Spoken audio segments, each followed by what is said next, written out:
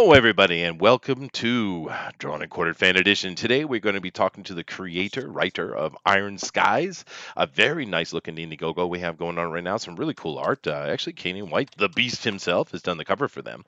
But we're going to see our guys here doing their rendition of the characters we have here. We have three main characters, actually, a man and two ladies. So we'll see what these guys do. Are they going to bite off one of the females? Because, everyone here does like the breasticles, even Dina. Or are we going to see them actually try to attempt doing all three? I don't know. We'll see. But very happy to have you guys here. As usual, we do see we got a bunch of people in. Now, we did have a little bit of trouble earlier with our stream on Comics News Today, and that is because I do have a typhoon running through Japan right now. It's what caused me not to be able to have a show at all yesterday. It is past me. It's over in Hide you or Reddit Osaka. again. I know what it is, Bloody hell. dude. But it is over Osaka right now, and Osaka seems to be the internet hub for us. So we were having trouble earlier, but I have been checking things, and it looks like it's above the red line. Barely, but if we do have any kind of trouble, what we are going to do is we're going to drop over, and John Dillard here has been very magnanimous and said, "Well, I will cover it if it drops." So if we do have a drop, guys, we're going to jump over to John Dillard's show channel and continue there. But hopefully, fingers crossed, everything will be good. Things are running right now. I have no drop frames at all. My ping and all the other things are running it very smoothly. So it looks like it'll be all right. Nevertheless, let's come over here and say hello to all the guests we have in here today. And do keep in mind that I see a lot of our normal faces over here in the chat, which we do appreciate, guys. But do keep in mind we do have all our links down below. Of course, we'd love for you to check them out and be part of what we're doing, particularly the fan speak over on Facebook. But the thing that helps us most, because we are streamers, is to hit that share button and let your family, friends, and extended community know what's going on, so they come join us, right? Now, hitting the sub and the like as well. Of course, that's awesome. Do that as well, please. But mainly, the share button is what helps us. I see Jiminy Cricket in here. He says, "Fight, fight, fight!" Awesome. Nice to see you, Jiminy. But let me come over here and say hello to the people we have. Of course, first I have to talk to my co-host, the Booster himself, the oily Kiwi man, the ultra hetero Booster. Chester, I'm busy. I'm trying to. I'm verbally abusing Dr. Wright right now. He said I'm useless, so I must defend my honor. Well, I can't know that I should argue with Dr. Wright on the point. How dare you? You need me. I do. Well, you are the most popular one here. This is true. You have 100 subs, Damn and you straight. have not put one drop of content on your channel. It's pretty None. impressive. Yeah. I don't need to. Sub to Booster Kiwi, 100% content free. Yes, 100% Guarantee. content free. Definitely do that. That's hilarious. Content actually. free guarantee. All right. That's hard to say. Well, I'm going to come over here and we're going to say hello to our artist, and we will, of course, end up sitting here talking to our writer of Iron Skies last. And, of course, we'll be starting about 10 minutes after we'll be starting our drawing. But let's come over here and say hello to Adrian. Hey, Adrian, what's going on, dude? Hey, how's it going? Oh, it's going excellent, dude. Looks like you're going traditional today. Yep. Okay, well, thank you. It's very enthusiastic. I love it. I love the energy coming off you, Adrian. It's pretty awesome, dude. So, yep. I know. That's all right. That's all right. Well, looking forward to see what you're doing, dude. And moving down here, we got Bullet, who is only showing me a pixelated icon. What's going on, dude? Oh, okay. I got a screen share. You just hold on a second. I shall. I shall hold on a second. All right, a second's gone. It is, man. Over. Bullet, you ruined the show. That's okay. Yes. Yeah, exactly. Let me come over here to the chat while he's doing that. And I see McCrank says, sub to Booster whipped cream kiwi. That sounds tasty. Zero drama content from Booster Kiwi. Absolutely. Sub to me, you get no drama content at all. Yeah, we don't have drama content here either. Don't need the drama. You got That's no for other content folks. at all. That's with other folks with huge sub channels and ultra views. I guess we should do more controversy. But damn it, I'm not doing it. I have a channel. I Wrong don't channel. need the. I don't need the stress. No, we don't need it. I don't have the energy for it. But do keep in mind that this is PG-13 plus here when we do fan edition. I do know that when we do our normal show, it's more like PG, and we try to watch our mouths and stuff like that. But here on the Jordan Recorder, we wanted the artists to have as much freedom as possible, so we do open it up a little bit. We hope you guys appreciated that, and it doesn't offend any of you guys. Do keep in mind it's just good fun, right? And we're also trying to promote people. I love this new format, promoting the indie books. I think it's a good idea. And Ghost of Henry says, I vote for Ezra. That's always a smart move. I Always. too vote for Ezra Miller. Always Yes. vote Ezra Miller. Always vote. So Bullet's got himself Okay. sharing. You look really good, dude. You ready for today? What are you thinking? Going to do one character, two characters, three characters? Are we going to have any kind of beautiful breasts that might be appearing on your digital? I can only promise that some of those things will happen, and maybe none of those things will happen. Damn it. Ooh. All right, fine. But I can promise Ezra will be talked about. Of course, Ezra Yes. will be talked about. That's always a necessity, right? But all right, moving down here, we got John Dillard, the man, the myth, the legend, maybe the winner of things. Yeah, finally. I win everything. And I'm going ham today, dude. I mean, Uh-oh. He's I going lost sweater last puppies. time. I just do not. I can't abide losing, dude. It's just No, not I me. get that. So I I'm get gonna that. I'm gonna go 100% traditional and 300% breasts all day today. Oh, sweet. So he knows his market. Oh. But I have to say, John, I was surprised. You did come in second last week, I think, and I was a bit surprised. I thought you were going to take it, dude. I did, but you got pushed out by ink spots, and that was a really weird, lifelike thing he pulled off. Though I think I get why people voted for it. It was a very interesting piece. Well, the thing is, you have to realize that the depth of my how offended I was after the polls had closed. Finally, I came in third. Damn. Ooh. Damn. Sorry Yeah, about who that. came in first? You guys remember? My Ink drywall spots. suffered that day. Oh, was it El Rodimus? Did he finally come back and take it at the end? That's funny. Of course, I'm looking forward to seeing what you're doing, John. Great art as always, and hopefully it looks like everything's going very smoothly. So knock that wood, and hopefully we'll keep going. But thanks, John. We also got Dina. Dina's working on some anime librarian here. Oh, That's me. Oh, that's you. You're drawing yourself. But hold on a second. You wear the cat mask. I thought you were trying to hide what you look like from the world. Technically, I just don't want to do makeup. It's too much work. I mean, I'm Chinese. My family are in Hong Kong. What are they gonna do if they dox me? Fly all the way to gracious. Hong Kong, She's harass my Chinese. You family? pretty much already know what she looks like. So. Yeah, we know what she looks like, of course. But that's funny because nobody else here has any makeup troubles at all. Well, except for Booster, maybe. I'm a bit worried occasionally. Oh, you know, my lipstick is applied perfectly. I know you it should is, ask brother. Ezra Miller. It is. But you have to understand when you see, you ever heard that expression, putting lipstick on a pig? Yeah, it kind of applies, Booster. It kind of applies. Short, fat, I love bald, pigs. They're delicious. millennial with lipstick. It's just not right. It's not right. But anyway, thank you very much, Dina. We'll see what. Looking forward to see what you're doing. Chinese all look the same, anyways. Our Eric says, Ooh, very nice of you. That's awesome. It actually took me a while before I realized they do look different. It takes time. You have to get it. You have to experience it live, I think. But anyway, moving on. We got El Rodimus is with us. Awesome. How you doing, dude? Good, and all Elrodimuses do look alike, so Oh, no. I can vouch for that. Well, there you go. There you go. Actually mentioning El Rodimus who came over from the draw along, do keep in mind that we'd love to have you guys draw along with us. I'm going to show the Iron Skies stuff here in a minute so you can get a reference, but of course you can find it on Indiegogo as well. Booster, if you could do me a favor and drop that link. You probably already done it. But drop the link to the Iron Skies so they can check it out. But definitely draw along with us, guys, and do that at hashtag DNQFE. Times. Yeah, I'm yeah, trying yeah. to give a link, Booster. Come on now. Hashtag DNQFE. Definitely drop that on the Twitter, and so we can take a look at your art at the end. Of course, El Rodimus came out of that. Great artist, amazing productivity, actually. But actually, one of those other guys we've met over on the Draw Along is Turtle Fox Rabbit, or Turbo Rabbit Fox. I'm not sure. Turtle Rabbit. And he He's did. good. He is good. Now, he did a wonderful booster pick, and I kind of complained on the show last week, so he went and did one of me. I look like a leprechaun bear. It's awesome, dude. Definitely check that Squeaky out. will. Squeaky is When Wheel. you talented see the guy. things you want in life. That's right. That's right. That's But he the lesson I said learned he's today. afraid of the camera, so he didn't want to come on. He doesn't have to be on the camera. No, that's right. So now he's just doing And like he does like eyes. perfect Chuck Jones style cartoon He drawings. They're does. amazing. It's beautiful. Yeah, it is. Really I would like love to it. have him on the show. But we're happy to have El Rodimus on for sure. Great artist. Moving down, we got Eric. Now, there's a lot of Erics, guys. There's so many Erics in the world. Many of them are involved in comic books, actually. It's quite confusing. But we have the Eric of the Erics. And this, of course, is Eric Hawkins. He is the ultimate Ericness. Am I correct in that summation? Thank you. You are 100% correct. The rest of them go to The hell. one true Eric. The one true Eric has found his way here. Sweet.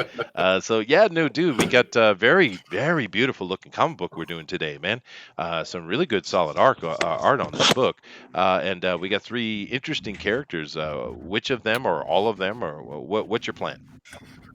I think I'm going to go for the guy because this guy can't draw girls as well as Dina over there, so I would definitely lose there. Yeah. I looked at the art for the book. It looks great. I really love the backgrounds that are rendered in the artwork. It's great. It is. It's really really good art, and we do all kind of Indiegogo stuff here. Of course, we're this channel, Fanspeak, is a big supporter of all these indie books, and we want to see them all successful. But some of them are better than others, and it is what it is. But this is a beautiful book. We're going to show that to you in a minute here. I'm one person away from showing it to you. Actually, thank you very much, Eric.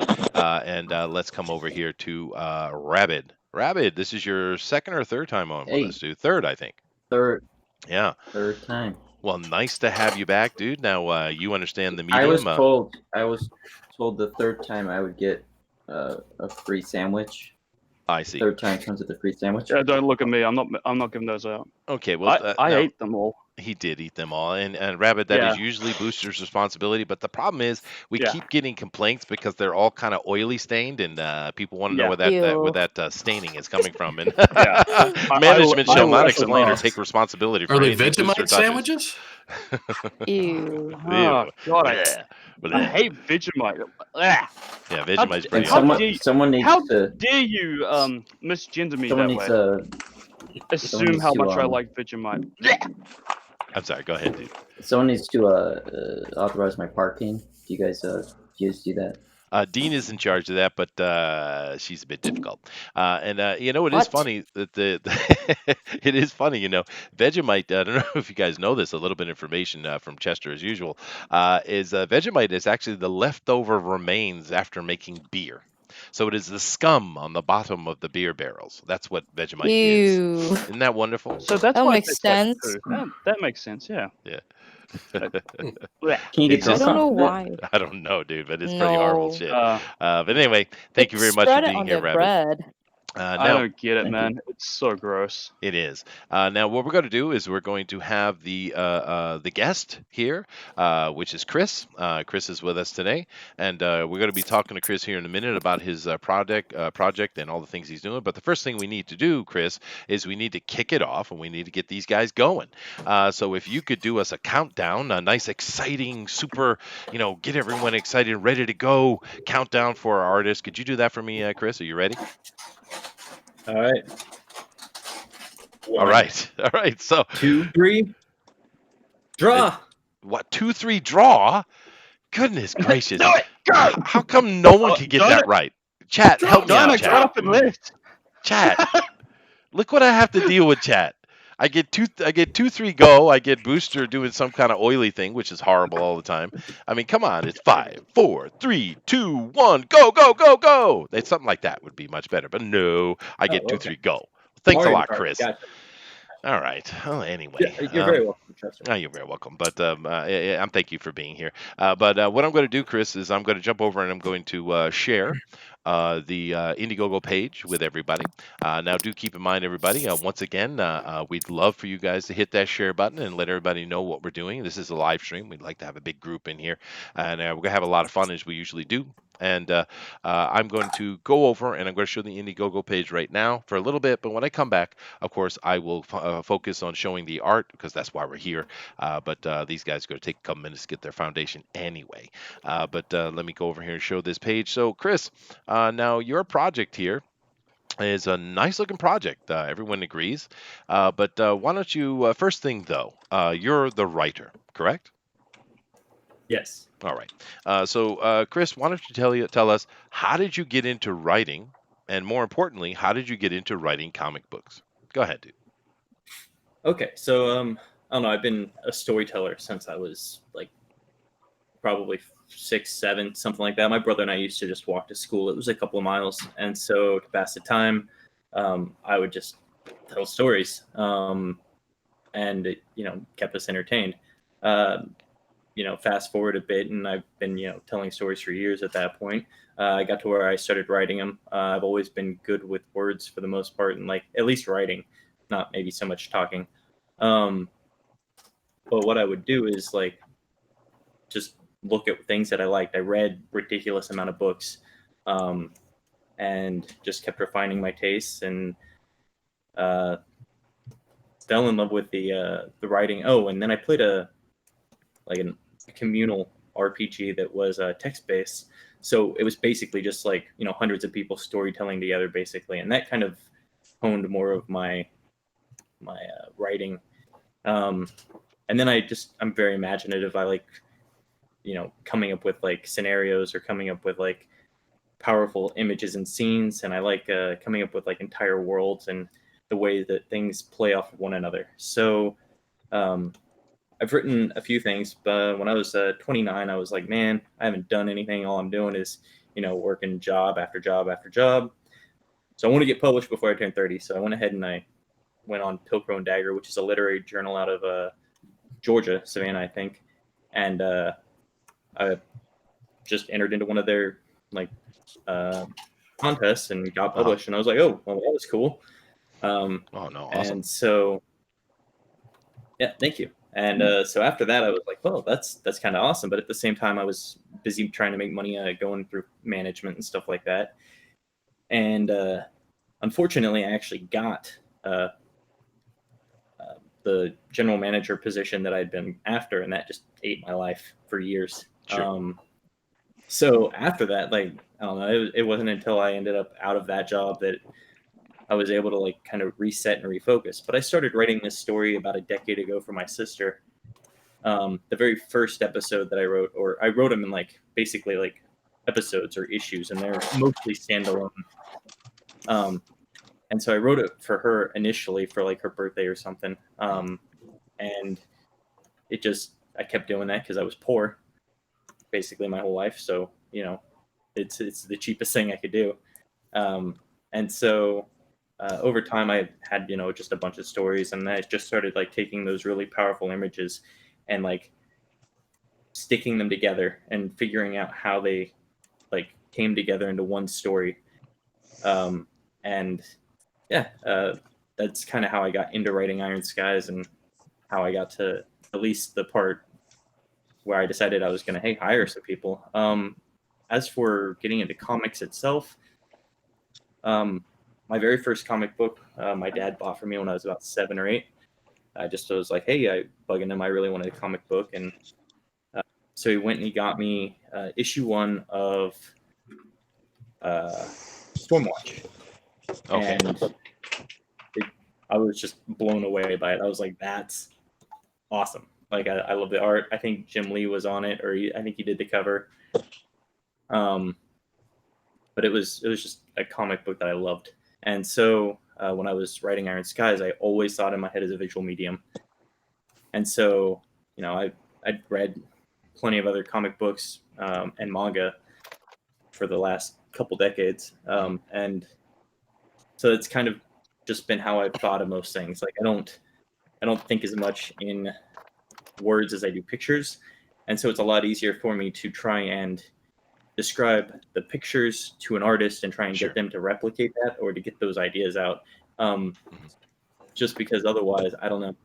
Well, that's the job, right? That's the job, right? Describing things so that the artist understands what you're talking about. This last picture, yeah. I'm assuming you set up your Indiegogo page, right? This last picture you have here in the top area where we click through, it's a black and white. It's been inked but not been colored, and it's a cityscape with a rail line moving through the center of the view. That is a nice looking thing, dude. if you get that colored before the Yeah. project ends in 10 days, or you might want to throw that in the main body. That's a beautiful piece. But the art is really nice, dude. It's very detailed. I love the backgrounds here, which someone had already said, and they're absolutely right. There's really good detail here, really good solid art. It's a nice looking project. And of course, what I want to talk about a little bit is your team here. Now, of course, everyone here, all of us, will recognize the Beast. Keenan White has done the cover piece for you, and Eric Weathers, of course, has done lettering because he letters the planet. But who are these other guys? You got an artist here named Rena Shadi and Victor Capola, and we have Dijo Lima as well doing your coloring. Who are these people? Okay, so I had zero connections when I went to like try and find an artist, and so at first I was just like yelling into the Twitter board, and I was like, "Hey guys, I want to do a comic book. Who would like to do art?" sort of thing, and I got very little to no response. So I just started like looking, and I was checking like DeviantArt and other sites like that, and I couldn't really find anything. So I ended up running across this guy named Renan Shodi, and I was hit the picture that I saw that like just convinced me. It was Colossus like attacking Omega Red off of a roof. Nice. And it was just beautiful. And so I was like, hey, dude, he was looking for work. Like he'd been like refreshing his like little posts, like, hey, still looking for work. Hey, still looking for work. And I was like, wow, how has nobody hired this dude? So I contacted him. We agreed on a price, and I've never looked back. Like I love my interior artist. He's fantastic. It is amazing. So you went a more traditional route by simply hiring people, because a lot of times in Indiegogo you get a team together and everyone is kind of working on spec on the back end, right? Which is all well and good. But you went more traditionally. You just hired the people up front. Yeah, so I'm an unknown quantity. So like, Sure. It's very tough unless you've got like, I don't know, if you're like NASA or somebody, you might be able to put together a team if people know who you are. But when nobody knows who you are or any of that, it's pretty tough sometimes to get people to want to just do a percentage or something along those lines. So yeah, when I talk to people, they're like, dude, just hire your artist if you can. Like if you can do it, that's the way to go. And I'm actually pretty glad I did. It's helped out I really think it's helped out the artwork a lot, because he's not stressing and trying to do all these other projects all the time. Sure. To try and make his money. Well, do keep in mind that we blame 100% Nasser is 100% Ethan's fault. Ethan did that. That's his fault. Right. So we blame Ethan for that. But yeah, no, Nasser certainly got a name. And of course, Nasser's also a hustler. But there it is. But yeah, dude, the art here is killer. I really like it. It's really good art. And I would be nice if I saw a little bit of your dialogue, your writing in a couple of these panels. It would be kind of nice if I had access to that so I could see what the writing looks like as well. But this looks like a fun little, D&D steampunky looking story. So I'm going to come back over and watch what the artists are doing now. But I would ask, the next question I would have for you is what's going on here? What are these guys up to? And before you answer that, I'm going to go over here and Whitebox Rabbit so you guys can see what he's doing. So you are Whitebox Rabbit, and I'll, of course, move it down the line so we can see all the art as usual. But don't mention Nasser. Dosa Henry says, I do apologize. But yeah, so what's going on in our story? What are these rogues up to? Okay, so basically at this point, the kid is just the male. His name's Shrake Relic. He's just in the middle of a heist. Basically, the very first panel is him like basically peeping in through a window, and he's scoping out his heist, which is a noble's daughter. He's gonna break in, and he's I saw him looking at a sexy naked girl. That's what I saw. I didn't know he was staking out the room. Exactly. So, is our hero anyways, peeping Tom? It seemed so. He had his tongue out even. Yep. Yeah. So one of the big things I wanted with him was that he wasn't, perfect right off the bat, or even necessarily all that great. But what he's up to is he's thieving, and then once he like goes to get away, he's like in the middle of like celebration, and then the city comes under attack, and so these three people are kind of thrown together under circumstance, and this is how the crew basically starts coming together. I see. So issue 1 starts at the beginning, which sometimes is a good idea.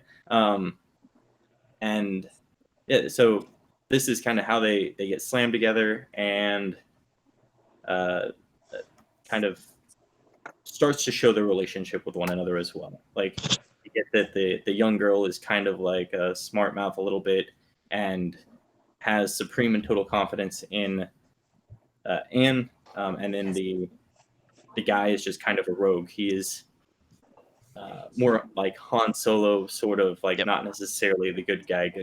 Everybody kind of noticed that and said that offhand. You know, it is interesting you saying sometimes it's good to start from the beginning. It usually is good to start from the beginning, although we've seen success otherwise. But it kind of reminded me, because I'm in the middle of summer book reports with my school. And of course, all my, across all ages in my school are all doing the book report presentations in the summer. And I always go and explain to the kids how you do this. How do you do a book report? How do you do it? And I break it down very simply for them. Of course, you need the title. But after that, we look at Act 1, Act 2, and Act 3. Act 1, of course, is the setting. You're setting up the setting. Act 2, of course, is the challenge. And Act 3 is the solution. And I explain that to them very, very clearly. And when they go out and do their book reports, they tend to be very successful with them. And the reason I'm mentioning this is because I've seen a lot of people recently, because we do cover a lot of Indiegogos, that seem to be missing the idea that it runs from setting to challenge to solution. And you need to tell your story in that way. Even if your book has much more story to tell, each story segment that you're giving needs to have the beginning, the middle, and the end, right? And a lot of people fail to do that. So it's good for me to hear that at least you're starting from the beginning, because that's what you should do. Awesome. Well, thank you. And like I was saying before, it's kind of an episodic format, and so each one is a beginning, middle, and end, and it does tie in and interweave throughout the 12 issues. But I want almost every single one to be its own self-contained story. Towards the end, they kind of mash up because there's just too much big stuff going on at once. But aside from that, like, it's really, I don't know, if you picked it up at like issue 4 or 5 or whatever, I want you to be able to at least enjoy the story, even if you don't necessarily know what happened before. This is essential. But understanding that I'm not naming any names whatsoever, but I am calling out a couple of people who've done some writing, and we all know who they are. So if you're not a writer, how about hiring one? There's a lot of us writers in this community, not just myself. You got Dr. Wright, who's sitting right here in the chat, and you got a bunch of other guys. You got Chris sitting right here as well. Why don't you take a look at some actual writers instead of writing these artists trying to write stuff themselves? Goodness gracious. Anyway, no names. Just how much of the art did you go through on the Indiegogo page? Did you click through the little squares at the bottom here? I looked at everything, dude. I'm sorry. Yeah. Beautiful art. There is a long shot at the very end, and that is crazy good. You have it is. Yeah. Absolutely killer artist in this project. I was talking about that one particularly. Yeah, it is beautiful. Let me come down. But I want to see all this on the page, not in like these little preview squares. I think this should all be on the page, front and center. Especially that long shot. That is gorgeous. That's talent, man. Yeah, it is. Yeah. Are you talking about like where I have like the other color pictures in Canaan Whites? Is that where you were saying you want it? No, up in the top you have the little blocks, right? This long picture that, like I said, had the railway moving through the middle. That should be on the page, dude. That's a gorgeous piece. That's got to be featured art, man. Yeah, it is on the part of the overview, you know. Yeah. Now let me real quick. I'm going to hit this. This trailer. Am I going to be happy? I think so. Okay, I'm going to click. I'm clicking it. I'm clicking it. Chester, okay, Chester's going to be happy. Get angry. Oh no. Okay, we got good music. I like the music.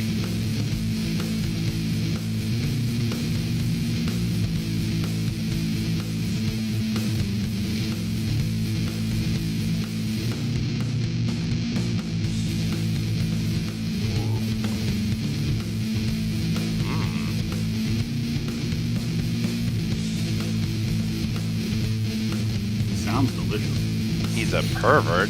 That's nice. Booster will like that. I can relate.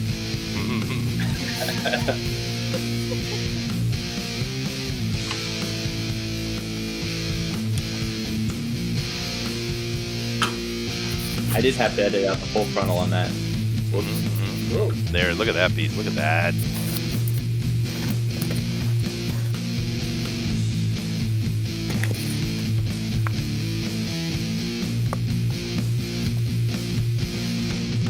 Wow, you like showing the whole story.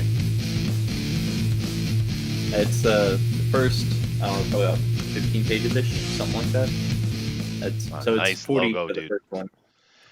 All right, Awesome. I'm happy. Chester's not mad. Okay, you get a reprieve. Nice. No, that's a good one. We do go, like I said, Chris, we do a lot of I'll move down the line here. I'll go to White Box Eric now, Eric Hawkins, of course. Because we do a lot of Indiegogos here, and we talk to a lot of guys, and some of the trailers we see are really good. Some of them are really bad and really boring, and especially seeing is the fact that a trailer. We know statistically most people don't watch trailers. It's just what it is. So if you put an actual just art up there, a single piece of art, not all those little pieces of art, it actually will fill the page bigger than it does when you do like that. So having that beautiful logo, Iron Sky is just boom right in their face, is probably a better way to go. But seeing as your trailer actually is fun and a good quick little trailer, I think it's fine. But we usually do suggest. I think the strongest thing to do with an Indiegogo page is like your logo and then like your cast and some kind of establishing shot, you know. Yeah, because you can drop that video down below. You don't have to put it in the top. But that's a pretty good video though, so I think you're good to go. But having that beautiful logo, because that's a really nice logo you got there. Who designed that, by the way? Her name is Nicole Cepeda. She goes by Das Nomo. She's got her own website, but she's also on DeviantArt. Sweet. She did a great job. Yeah, your logo should be somewhere. Yeah, it's wonderful. But your logo should be sitting right at top, I think, dude, because it's a really good logo.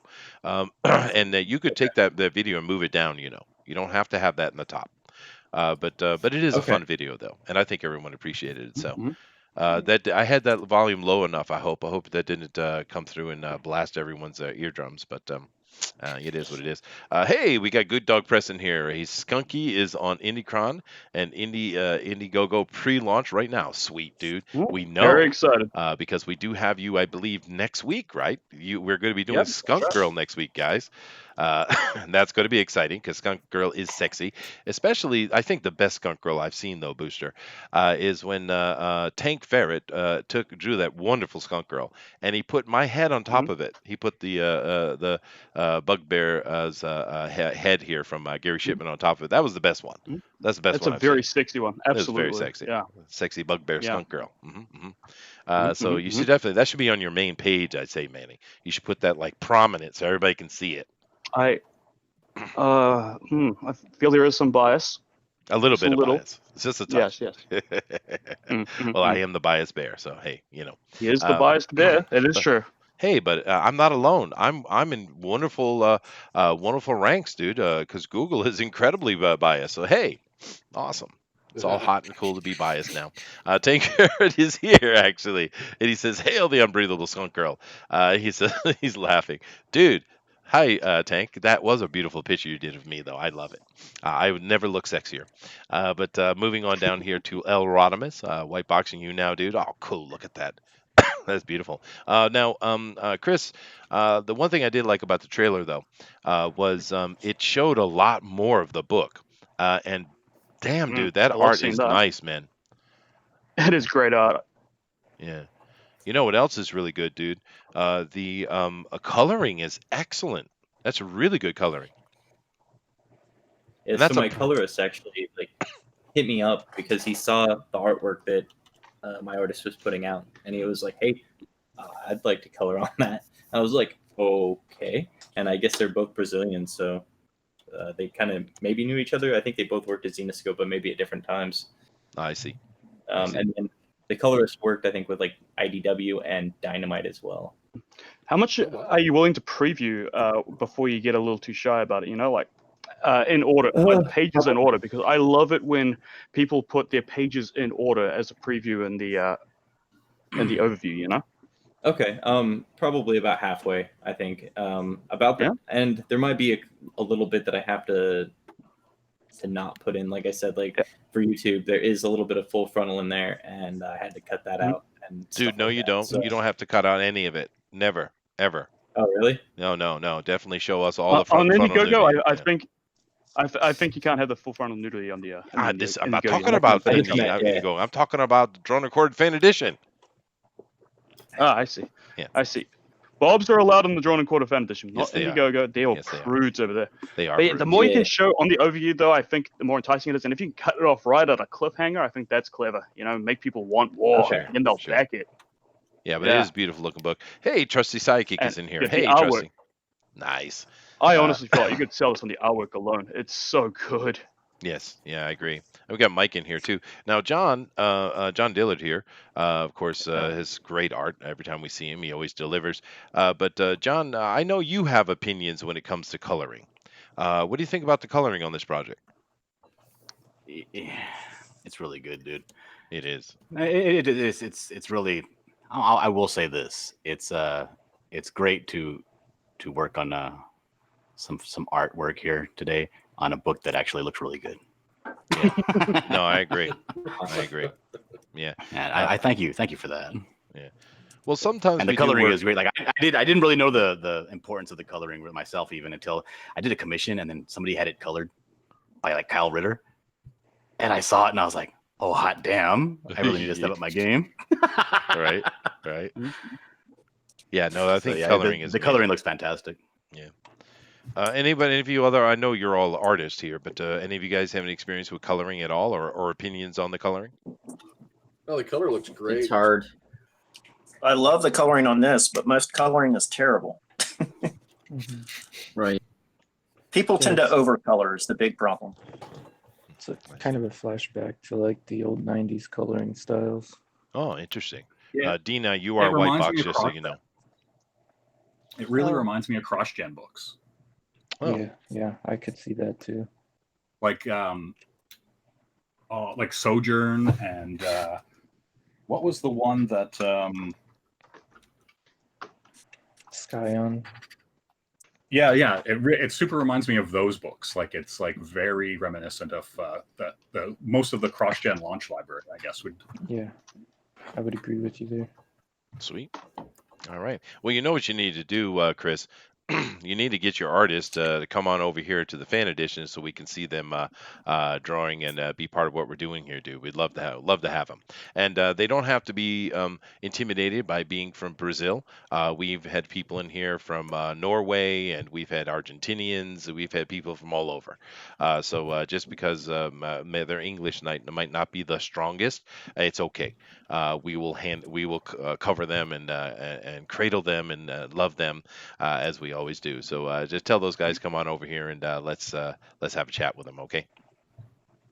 Awesome. Yeah, I'll try to get hold of them and see if they can hop in on. Please.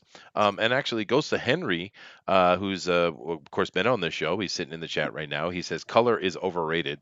Okay, but Ghost of Henry, I believe, is from Brazil as well, right?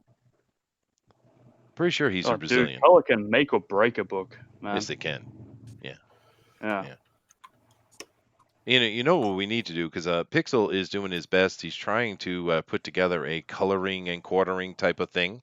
It hasn't really gone too far. Well, I want to see it go somewhere, though, because it's just hard. How do we do that? How do we present that in an entertaining way? This is pretty easy. Sit and chat with a creator and have all the artists just put together awesome stuff. It's simple format, right? In a way. But I would love to see the coloring, because we do have some killer colorists in this community. Not to mention, just Critter or Kyle Ritter, as well as the goat herself, Miss Brightweiser. She's part of this community as well, and she's probably the best colorist alive right now, I would assume, right? One of them. No Absolutely. opposition. There you go. She's stunning in her ability, and actually the coloring on this is really, really good. I was kind of shocked by it. So you got good art, you got good coloring, and we got great story too, right, Chris? Better. Well, of course. I mean, Oh, I put as much care into the story as I did in selecting my team. All right. So the reason that I wasn't, just going on Tumblr and being like, "Hey guys, anyone want to draw my book for free?" is because I give a damn about it. Yeah. So There you go. Yeah. Eric has something very interesting to say over here in the chat. He says, "We welcome people from all over the world, except Canadians. Stay away, Canadians. We know what you did." It's true. I It's true. agree. Damn There are a Canadians. few things I'm a little nervous about. It says you got 10 days left. You're able to extend that? Yeah. Oh, okay, Okay, cool. cool. Yeah. And you're also selected for a flexible goal. You understand that even if you don't hit your goal, I think that means that was it? You'll receive all funds even if it does not reach its funding goal. Yeah, and so the thing is, the reason I picked flexible is because I'm already in too deep. Like I'm already like I've spent a good chunk of change without saying any exact numbers here on the project, and so it's not worth it for me to not put it out at this point because it's already over half done. So basically, right now I'm putting it out one way or another, even if I right, like go into debt for it. So anybody who backs gets it. It doesn't matter if it makes funding or not makes funding. It's more of just I'm trying to not go horribly into debt doing it. Sure. Fair enough. Well, there you go, guys. Get a book over way. There you go. John, you are being white box right now. Do keep in mind though that John and his wonderful feet.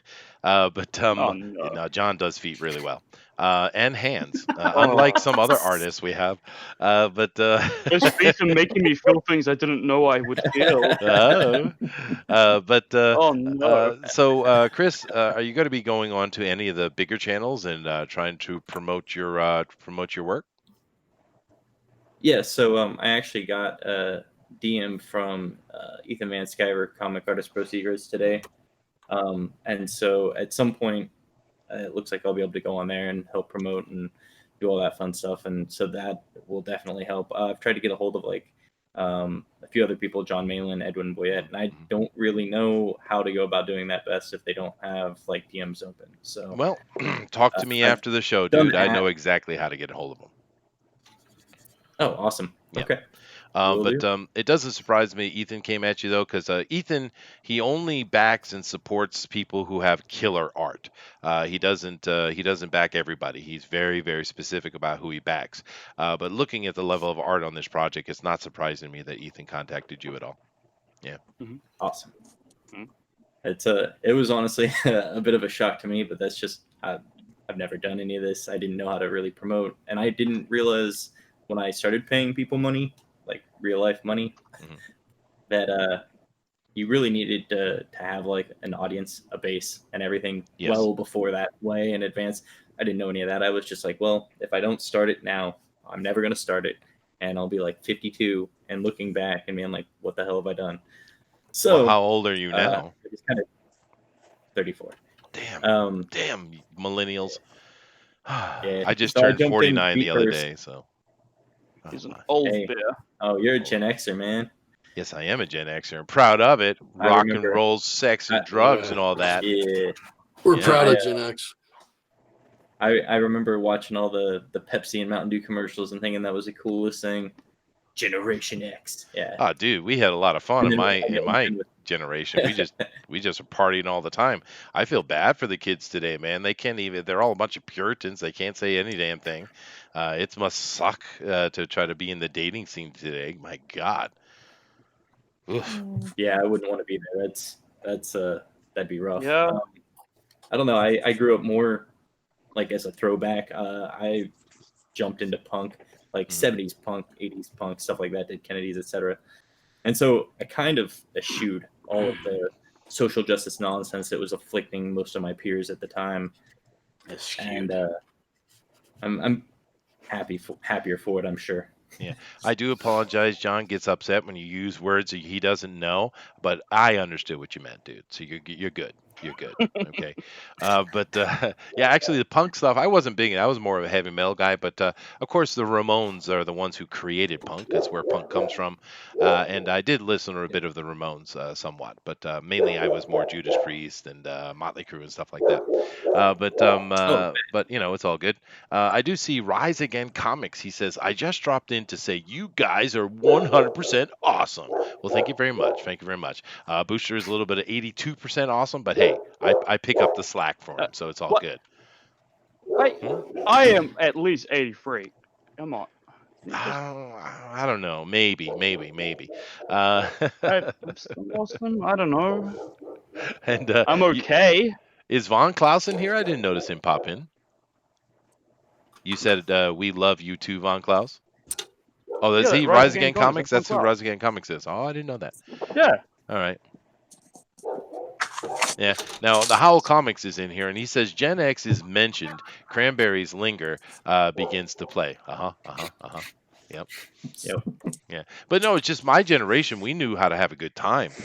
These days, I mean, we went in the 90s, which was all about goth and I'm so sad and depressed and the world sucks. And then we come into this damn age, whatever you want to call this or how you want to classify it. I don't know, dude. Just like relax. A mistake. I think so. But I mean, just relax, have some fun, go out, party a little bit, have a beer, boys loving girls. It's all good. It's all good. But nope. Oh well, man. John, this is a killer art you got going on, but I do need to move on. So, Bullet, you're a white box. Ooh, Bullet. I liking it, dude. That is nice. Take a look at that. Can you see?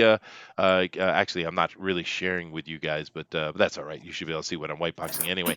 You see what Bullet is doing, Chris? Yeah, that's looking really good. Yeah, it is nice. Yeah, We got some really good artists. Yeah. No, go ahead. Yeah, I was distracted by John's feet too, so it took me a minute to bounce over. But no, that's very slick. I feel so confused looking at them.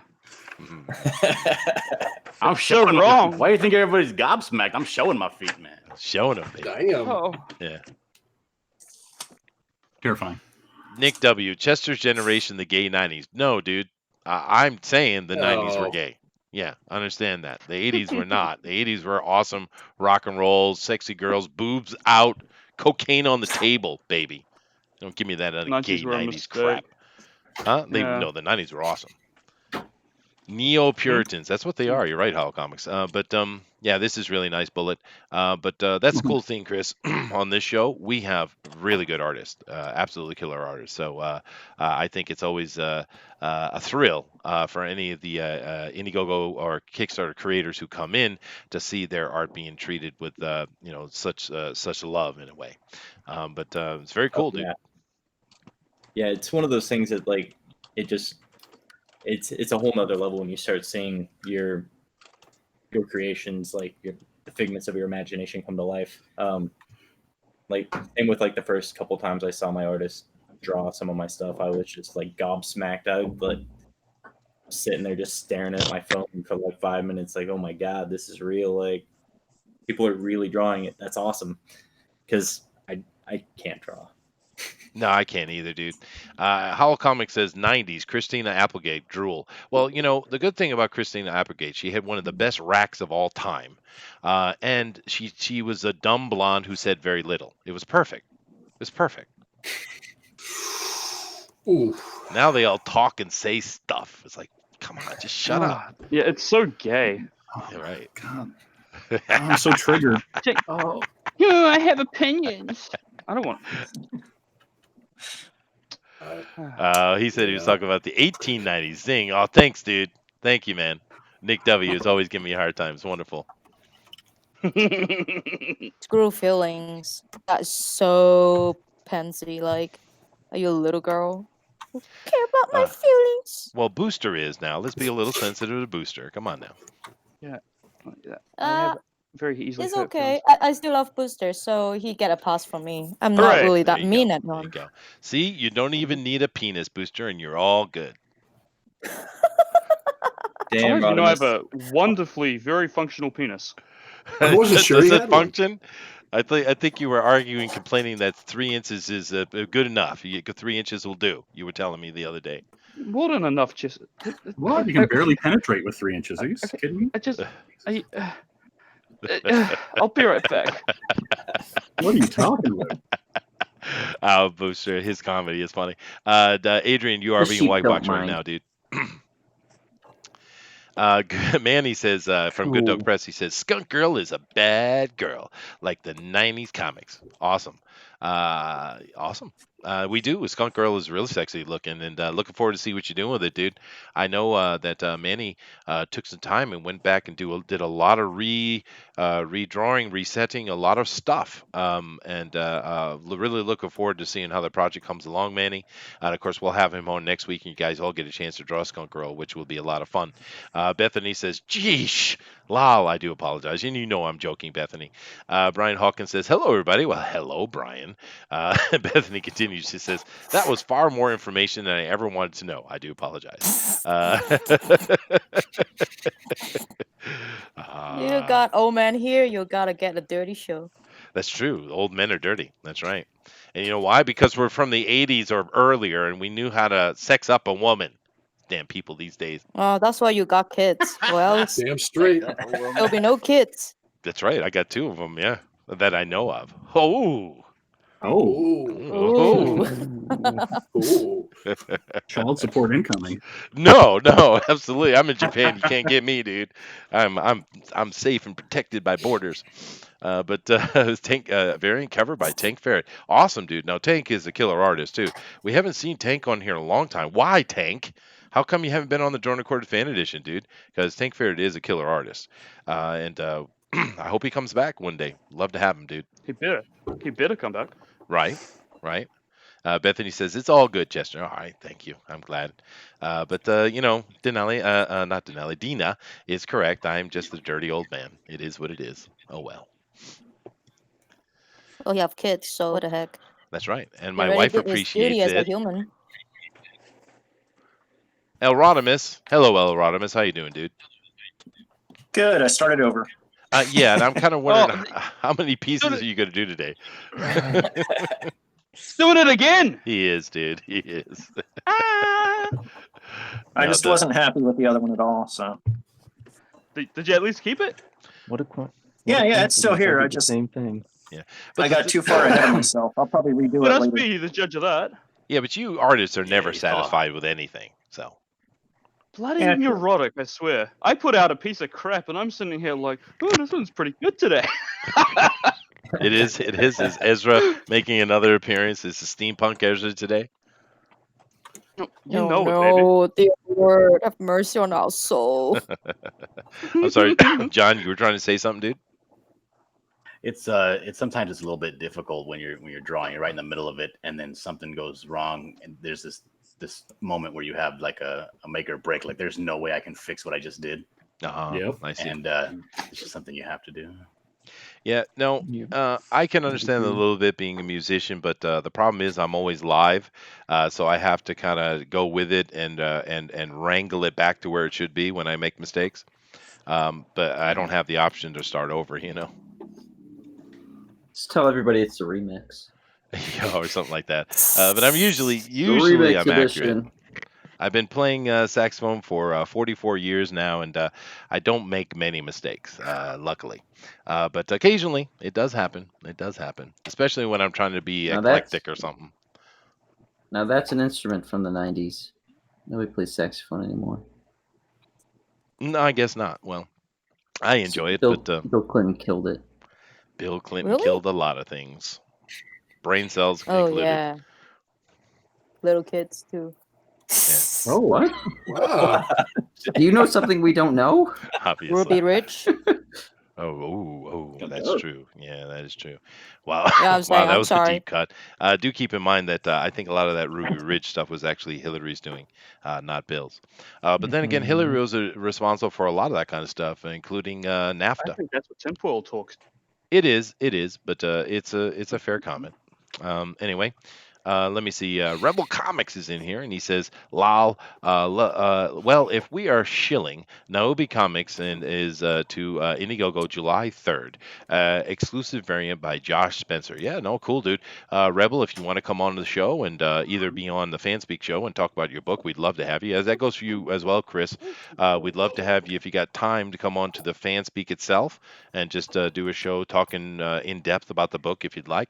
Rebel Comics, you're more than welcome. Also, you should Rebel, you should go over onto the Discord and talk to Pixel and get yourself in the schedule. We still do have a couple of openings coming up in July that maybe we could do your book here on the Drawn and Quartered. Yeah, that'd be really awesome. Riddle's a great guy, and Josh Spencer's Yes. an awesome artist. I'd love to see that variant cover. yeah, that's right. There's so many awesome people in this community, isn't there? So awesome. There really are. Yeah. Maybe I've just thrown out that word too many times. I don't know. Don't judge me, Dylan. Rabid, you are being white box, but I understand the joke, but it's not wrong, dude. There are a lot of really good artists over here. There's good writers, letterers, colorists, idea men and women. There's all kinds of stuff over here that there's some really good talent. And to be fair, it's being wasted. So this is why this Indiegogo community is so important, because we're trying to promote and put forward comic books that we want, because the big companies won't do it. Right? They're not going to give us what we want anymore. We're out just like everything else. You know, they don't want us. They don't want to have anything to do with us. They want to write us off. And that's what it is. So it's like, you know, we do it ourselves. And what we're seeing being produced is impressive, just like the Iron Skies we're talking about today. I didn't know anything about it. I'd never met Chris before. I don't know his artist, but look at the damn thing. It's beautiful. Look at it. Look at it. Look at it. Speaks for itself. That's right. Lady Celtic Moon says El Guapo Comics is Chango campaign kickoff party tonight. Sweet. Once again, El Guapo, of course, has been one of our artists here. Love to have him come back and talk about it. You know, we're always happy to sit and support as much as we can. We work 6 days a week here on FanSpeak Guys, and that means there are 6 opportunities to sit and talk about books. So if you want to be on this show, you come talk to me. My link is just right down there below. The Twitter is easiest, but I also have the Facebook. Just tell me, hey, Chester, I want to be on the show. I want to talk about my book, and I'll set it up, dude. That's why we're here. So, you know, come on in. Just understand, we will be honest. We do have Dinale on our panel, and Dinale does not... he does not compute, I think. Is really the way to put it. Yeah. He's really scary, you know. He is. I think he has Tourette's or something. He yells at me when we're off air. Yeah. But no, Dinale will be straight up honest with you without any hesitation. This sucks, or this is not good, or he's very direct. But that's a good thing, too. That allows you to improve your work. DeWolf, too, is pretty hardcore as that, but he's been busy lately, so we haven't had him on. I'm the nice guy. See what Nick W said? What did Nick say? Let me check it out here. The Star Wars. Oh yeah, this is an interesting thing going on here. The Star Wars Girl 77 sisters Ellen has been missing 5 days. She was last seen in Stockton, California. Please share on social media. There's a Twitter here. Yeah, guys, if you can do that, please to help out, because the Star Wars Girl is a person that does been on several of the channels here. It hasn't been on ours, but I think Ethan mainly, right, or Edwin. Or John, I don't know. John Mellon and their John circle, Mellon. Yeah. But her sister is missing in California, which of course is not a good thing. That state has gone straight to hell. So definitely share that out. Who knows who might have information. So if you could help out with that, that would be appreciative. Sad. Manny's over. It is a shame, yeah. Manny says, I'll be free next week, Chester, if you would have me. Dude, of course, dude. Just send me a tweet, and I'll put you in the schedule. We have to schedule everything here, of course. Just put a tweet to me, dude, and I'll start the conversation, okay? Let's see. Lady Celtic Moon says, I already read that. Rebel says, same, next week or week after, lol. Maybe double hitter with me and Manny. Maybe, but we do have, like I said, 6 days a week. We can cover it. So Rebel, just send me that tweet, dude, and I'll set it up. Brian is talking to Ferret here. That would be cool, Larry. Let me see here. Mike Dalton. Hello, Mike. Resistance born of an SJW comic, Dark Age. Exactly right. It ends badly for DeWolf and Skunk Girl, lol. As it should, dude. As it should. I retweeted a couple of days ago regarding the sister of Star Wars Girl 77. Yeah, that's sad news, dude. 5 days. That's not good, man. That is not good. Scary. Yeah. I hope she comes back safe. Yeah, if she's missing from Stockton, it's crystal meth. Maybe. Yeah. Well, California is become an absolute shithole, though, dude. It's really sad. And of course, you live there, John. How has it felt watching your state, which used to be the utopian paradise of America, and see it turn into this welfare hostile? You know, what do you think about it? Yeah, it's terrible because it happened. That change happened right around the time when I was trying to become a homeowner and start to live my life here. Oh wow. Yeah. Poor timing. Well, no, it's true. I mean, California's always had a liberal leaning, but it was a very wealthy state, a very beautiful state. It has its earthquake troubles and such, but I mean, it was a beautiful place, and they've taken literally the fifth largest economy on the planet, and but yet every year they're literally the bottom, the 50th state when it comes to welfare debt and costs and overall tax that must be applied to them. It's outrageous. It's outrageous. I agree, Chester. Yeah, no, and everyone who can is leaving, right? Mm-hmm. So I don't know. But anyway, Eric, you are white boxed. You're real tight there. I know you're working. Would you back it up just for a second yeah, so yeah. we could see? Thanks. Not a problem, buddy. California was the Damn. promised land. You're right, Nick. Look at that, dude. Look, Chris. Look at that, dude. This is Eric. Look at Yeah. Look at it. Look at You guys always Do it. mock me when I do that. it. I think it's beautiful. I was Now- checking it out when he was working on the little belt piece there, because he's put like a gear, it looks like, in the middle, and pouches. Oh yeah, I did. Yeah, there's Almost everything as in much as Rob Liefeld, honestly. Did you mention Rob Liefeld? What? How dare you, sir? I said I like pouches almost as much as he does. Oh, I Not see. quite. Okay. Almost. I get it. All right. Yeah, cool. That is pretty. Now, when you were writing your story and creating your Iron Skies world, now of course all my images here are showing me people on the ground with steampunky guns and stuff like that. But mentioning the word Iron Skies seems to make me feel like I'm going to be doing something in the air. But I don't see any art showing me that. Yes. Do it. Because Elaborate, The sir. airship is towards the end of this first. So the airship shows up in the end of this first episode, I see. or this first issue. So this is basically the how they came together, and the city's under attack. It shows that it's like almost the very end is when you find out that's when you get to see their airship. That'll also be the double page spread that somebody bought after I was talking with Antonio Bryce. Uh-huh. And there's several issues that are very aerial based. Sweet. Yeah, there's Like Ariel the Mermaid? I'm sorry, what? Like No, Little Mermaid not, Ariel? not like Ariel the Little Mermaid. So you're saying there's not going to be any mermaids in this book? Who said that? Whole new world. That's not Little Mermaid. That's Aladdin. Aladdin. Damn it. You damn hack. Huh. It's. what's Kiss the girl. That's the one. that? Yeah. I want to be where the people are. Yeah. Part of your world. Wow, Under dude. the sea, Wow. just Do not me. sing ever Like again. I'm listening to an angel. Oh my God. Mhm. Well, there you go, Booster. He just made your day. John Dillard is willing to suck your toes. I know you like that. So, all right, El Rodimus, we are Careful white of that boxing on toe you jam. again, dude. Oh God, Meanwhile, damn it! they've been scrubbed. Stop it! Stop! I found Chester's weakness. Tank Ferret says, "I'll check back in later, folks. Gonna hang out with El Guapo Comics.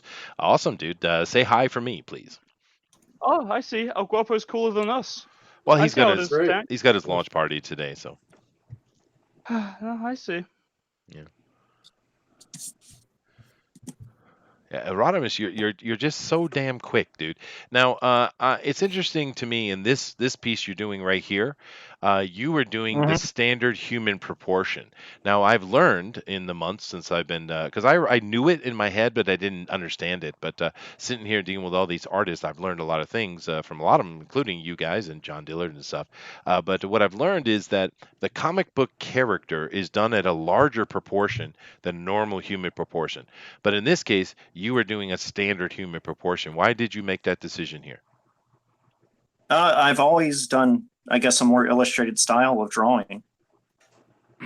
Like comics were sort of a jumping off point, but I guess I learned more to draw from like Norman Rockwell and Oh, You're okay. better Alex than me, huh? Raymond and people like that do more human stuff. I see. And then cartoony things.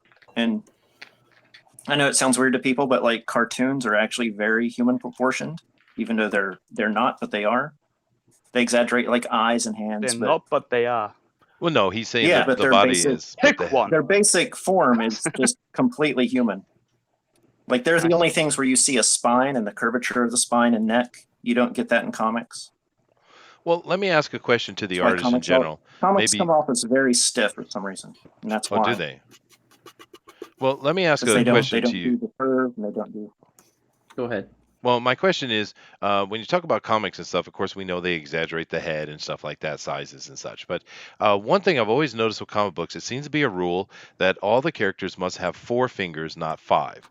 What's the deal with that? You mean cartoons? Yeah, cartoons. Yeah. Well, we all have 4 fingers. We have 1 thumb and 4 fingers. Well, you know what I mean. Oh my God, this guy. Instead of a 5-digited hand, it is a 4-digited hand. It seems to be very consistent. So I'm just curious, why in the cartoon world, why must you have 4 digits? What's the deal? Easier to animate? Is it That would be my simply guess. an extra second or two to draw an extra finger? Is it really just comes down to that? Well, if you're animating, it's an extra second per frame. Yeah. Times 60 frames a second or 24, depending on what you're doing. Wow. So you think it's as simple as that, huh? I don't think it's as simple as that. No, I mean, the thing is, when you're drawing 5 fingers on a hand, it gives a sense of realism that it just unnerves people when they're looking at something that's supposed to be cartoony. It's why you don't see like super hyper realistic eyes, even though artists love drawing eyes. Like it happened a lot when people making these video games and the pornographic images that go along with the video games. They found that people can't handle them if they're too realistic. That's interesting. That's not true. I can handle Very off-putting. Is that the? Yeah, is that I the like them very realistic. Yeah. When you try to make them like- too realistic, though, you find that you go into uncanny valley territory. You try too hard. You need a really skilled artist to do something like that, hyper realistic. Yeah. And pull it off because it does It's get kinda real like what- creepy. I see. It's kind of like what they discovered when they were designing robots. If they make robots too realistic looking to humans, it's unnerving to humans. So they have to make them look like robots. Oh, there you go. That's Adrian, everybody, just so you know. That's Adrian. I heard that, girlfriend. That's what the robots want you to think. That's right. Yeah. Now, Dina, you are being white box. Could you do me a favor and hold up that so we can take a look at it, please? Okay. Can you bring it forward? What? Bring it forward toward me. I can't see it. Your light is an issue. Tilt it back just a touch. No. No. Don't do that. No. Bring it back to where it was. Bring it forward. And tilt it toward the camera. Tilt it. Okay, tilt it Just the put it in other the trash direction. can and burn it. The other direction, Dina. No, tilt it back. There you go. No, what? It was No, almost- too far. You're almost there. Yeah, your light is. Yeah. There it is. Okay. Oh, that's nice looking, dude. Look at that. That is, yeah, that is awesome. Though when she hits the light right, it looks like she's Jesus. Yeah, no, that's pretty. Female. Good job, Dina. Good job. Okay, you can go back to it now. She's being muted wanna see today. if- She doesn't want to talk to us. Someone done a steampunk Jesus? Dina has now. Yeah, probably, right? I am going to write that idea down. All right. Steampunk Jesus. Jesus died on the Iron Cross. You're not allowed to take any Uh-oh. ideas at all, Booster. You don't draw, you don't write, you don't do nothing. No ideas for you, Booster. I'm drawing right now. Oh, please. Ezra Steampunk is what I'm going to get, right? Is he going to have the proper bulge today, Yeah. though? Is his bulge going to be proper? He'll be from the top up, so there will be no bulge, I'm afraid. Aw. But don't worry, I'll be bulging, I can assure you. Oh, goodness gracious. Turtle Rabbit says, cartoon fingers are kind of plumper, too. So that pinky ends up on the side of the hand. Well, the reason I was asking, and of course John answers, because actually, I don't know about the rest of you guys. I'm sure you have content as well. But one of the things about John's channel, John Dillard here, is on his channel, he does a lot of these kind of tutorials, how to do feet, how to do hands, how to do this or that. And I think they're very informative, actually. Do any of you guys do any kind of tutorials like that? I'd like to. No. I think they're really useful. John does really tight ones too. They're not very long. His tutorials, 20, 30 minutes, right? Yeah, about that. Yeah. Yeah, and they're very handy, I think, for an artist. Now, it's no use for me because I can't draw nothing, but for an artist point of view, I think it's very helpful. Um, Eric says because it's easier to draw four fingers, particularly in the early days of animation. Four fingers also reads easier in the early animation styles. Okay. Eric says, can Dina move her camera? I already did that. Nick W says, how dare you, Chester Booster, is the new Alex Ross. Okay, fine. Mm-hmm. Huge Ass is here. He says, "What's good, y'all?" Well, I'm very happy to have you, Hugh. Because Huge Ass is always Huge welcome ass. here. Very clever. We Thank do you, like. Bart Simpson. Yes. Yes. Thank you, Bart Simpson. But we do appreciate. Oh, some people like the huge asses. Actually, I hardly ever comment on the internet at all. It's very rare for me to say anything. But some years back, someone was talking about Kardashian, some kind of vapid bitch that's on the internet. But anyway, Oh, but he was talking about her, and this guy was saying, yeah, everyone loves the huge ass, everyone loves the big asses. When men love big asses, it's like, no, we don't. I like a nice, shapely, athletic ass. I don't want a big fat ass. What are you talking about? And the guy was like, you're wrong. All men love it. And I was like, nope.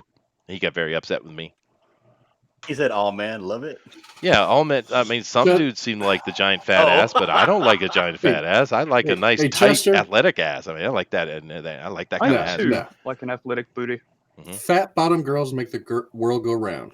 Yeah, I understand. I'm not dissing what everyone likes. With gravity, the gravity that they If you like the fat chick, it's good for you, man. The fat chick needs love too. I'm just saying that I personally prefer me more of an athletic ass, is what I'm saying. So I'm get talking it about right. a Queen song. Yes, I know you are, dude. I know. Okay, I Yeah, get it. I don't think fat girls deserve love. Oh, goodness gracious! All right. Hey, a fat girl will try harder. Damn, John.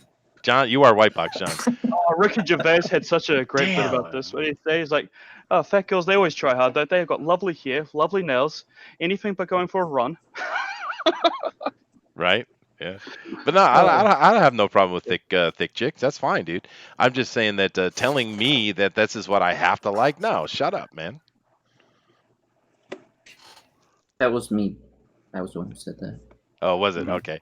Mox Rocks. you were fighting with him on the internet. Mox Rock says, "Oh, Chester, a bit salty like the ocean tonight." All right, fine. I'm being salty. I'm just saying what I like, man. Bethany said, "Chester, you're killing me. I already lost part of my soda." Sorry about that, Beth. Yeah, well, Yeah, Well, last night's Drawn and Quarter was brought to you by Fat Chicks. Was There it? would be no Vertigo Comics if there wasn't Fat Chicks. Oh, that's true. That is true. Well, what do you guys prefer? Do you guys prefer a fat chick, thick chick, a skinny chick, athletic chick? What's your deal? What do you like? Willing to. Willing chick. Yeah, All right, fine. willing's always good. Willing is You always better have a good. pretty face. Pretty face, sure. Yeah. One that's not in the future going to have diabetes or heart disease. True, right? Because you got to have a raise a family and stuff like that. I get that. Yeah, no. Yeah, you don't want to be worried about somebody. This is true. Like, I want them to outlive me. I don't want to outlive them. But that could go both ways too, right? Because I know from my wife's point of view. I mean, I'm not. I got a little bit of a paunch, but I'm not particularly heavy. But I got freaking knife wounds, cuts, bullet wounds. I got garbage all over me, dude. I don't think I'm going to make it past 70 with this damn body. So I know, you're gonna be walking around all rickety, man. I'm already rickety, dude. You They'll can't just have, be wishing for death. and you Well, can't no, have I'm not. a robot body because it's they'll freak people out. No, I take it. Be a robot. But that does go both ways. But Brad, kidding me? But, Chester, you know one of the best things about fat girls? what is? They're just like mopeds. They're fun to ride, but you don't want your friends seeing you ride one. Ah, right. Okay, I did start something. I didn't mean to be mean to the fat chicks. I have no problem with fat chicks at all. And some men love fat chicks, and that's totally cool. I just personally was angry because that person was demanding that I like fat chicks too. I was like, no, man, Get out of here. get out of here. Of course, you guys know I'm partial to the Asian chick anyway. Yeah. We know. Mhm. It's just a phase. It's no, it's not. It's definitely not. Yeah. 5 years down the line, she's just like, oh, a bit bored of this, back to America. No, Yep. no, Bye, don't family think and so. life. Well, see, the good thing about Asian girls is this. One, if you get, of course, you want to get one pretty from the beginning, of course, which I did. But you also have to think that they age a lot differently than Western girls do, dude. Right? So my wife will look hot into My her wife. 70s, man. My wife. Right? Yeah. Don't date a British My girl. wife. That's true. She'll Do go from, they she'll go become from Borat? Or eternally something? 23 to 73 overnight. Oh man. Yeah, no, they like, do. You're right. British people are just rough tickets. Yeah, it is Go unfortunate. from hot young to instant Yoda. That's my new Oh, yeah, show. the Chinese. Yeah. That's my new show, Instant Yoda. Instant Yoda. There you go. Dr. Wright says, "Lol, feet. Is that from Mr. Marvel?" No, it's not. It's John Dillard. And of course, you You're guys. on me right now. Well, you guys notice that the white void is going to be filled soon, and I'm kind of curious to see exactly what ends up in that void. What degeneracy is this? I don't What know. hentai website are you drawing from? You pervert. You see, I'm just so damn sick and tired. I don't put in highlight. I don't highlight the feet. I don't highlight the boobs. I do a quality drawing, and I don't win. I'm changing it up today. He is. He In is. all of it. You get all of it in one picture. And you have an this is hour the girl. to get it This is done. the girl, right? This is the It girl is. that has a smart mouth, and somebody's putting it in her place. Yeah. I see. But the interesting thing I would have for Chris, who is, of course, the creator, does this character even appear in your book at all? Yes, she does. She does. shows Oh, well. up- Yeah, just not bound. Not bound. Well, too late for that, dude. She's bound up in trust. But yeah, No, this so is, she shows up about the same time that the other chick does with the mark under her eye. I see. They're together, like not together. Oh, they're together. together. Ooh, No. you've got Booster's interest now. Lesbian. Very good. Yeah. See, you missed opportunities right there. You did. Well, Can I Booster read a room or appreciates can I the read a room? lesbians. Huh? I do. You do. You do. He does. I appreciate them in HD. In HD. Goodness gracious. You guys, you do realize that Booster is the one that has taught me most of the modern degeneracy, right? It's his fault. It's all my fault. I'm disgusting. Yeah. He even explained to me what a cam girl was the other day. That was pretty handy.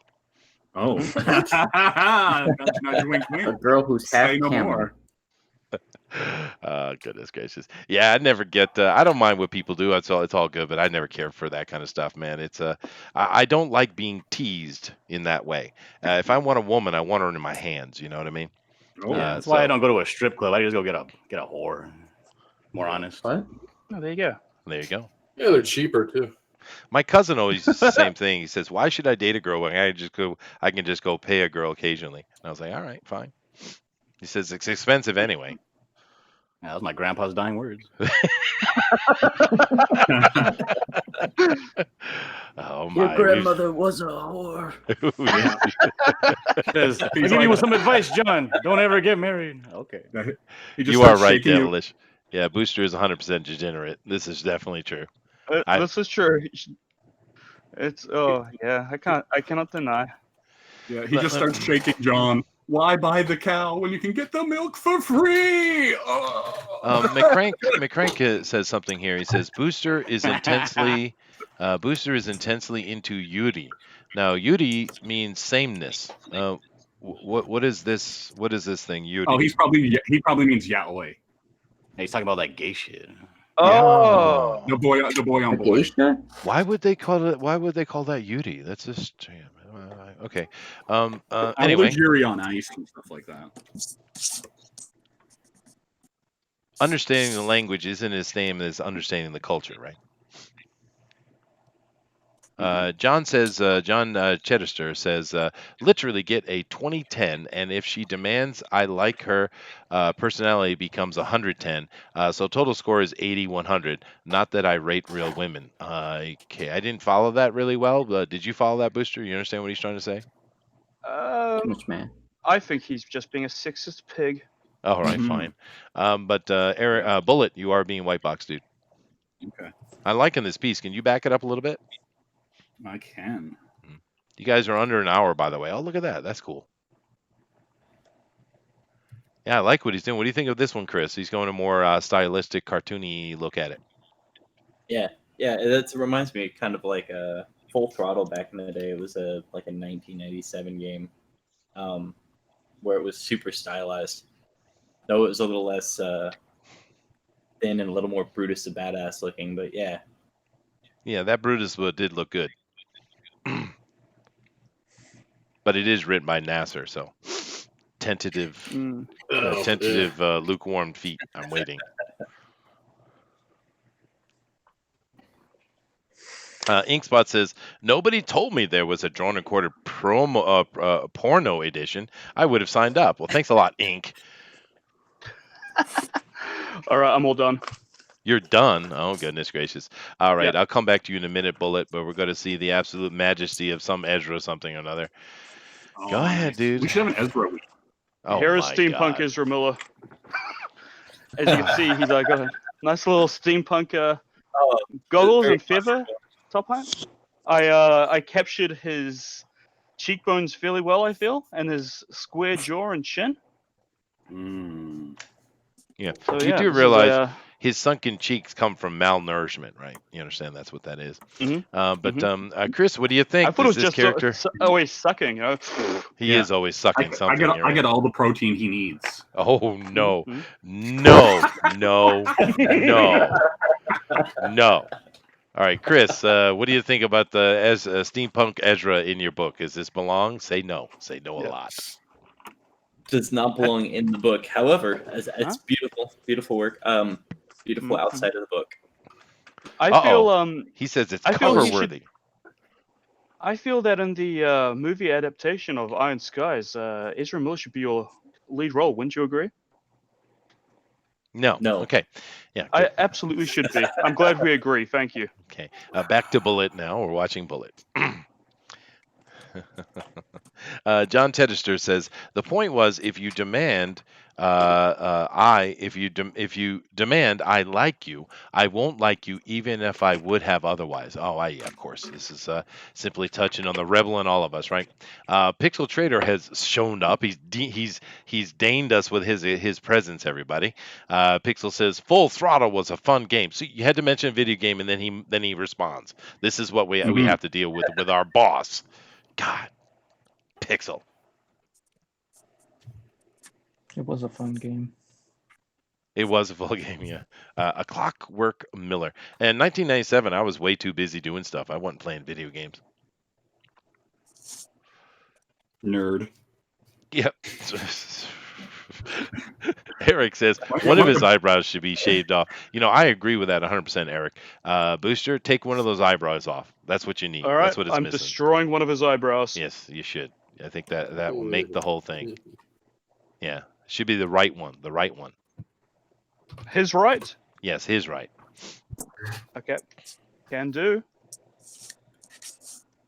Okay, I'm waiting. We're all waiting. Okay. Just put a little slice I'm not through the middle of it, like you're missing a piece of it. Yes, you are screen sharing, actually. No. It's the hangout glitch again. Yeah. You know, why are you the only one that has that glitch, though? Something's wrong I with your don't know. computer. Shut up. Here. Look, here you go. Shut up, he said. All right, fine. Shut up. God. Yeah, see, there you go. That is better. Except for the wrong eye. It should be the left eye, not the right eye. Definitely the right eye. You said his right. I do apologize. I was wrong. Oh, It should definitely be the left eye. You go back and fix it. Yeah, go back and fix it. Yeah.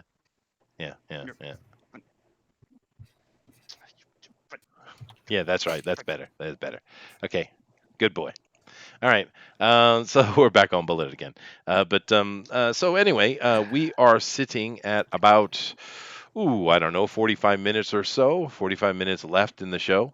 And of course, these guys have some great pieces coming together. Rodimus has done at least 2 pieces. I do believe on the side he's probably doing 10 more. But that's El Rodimus.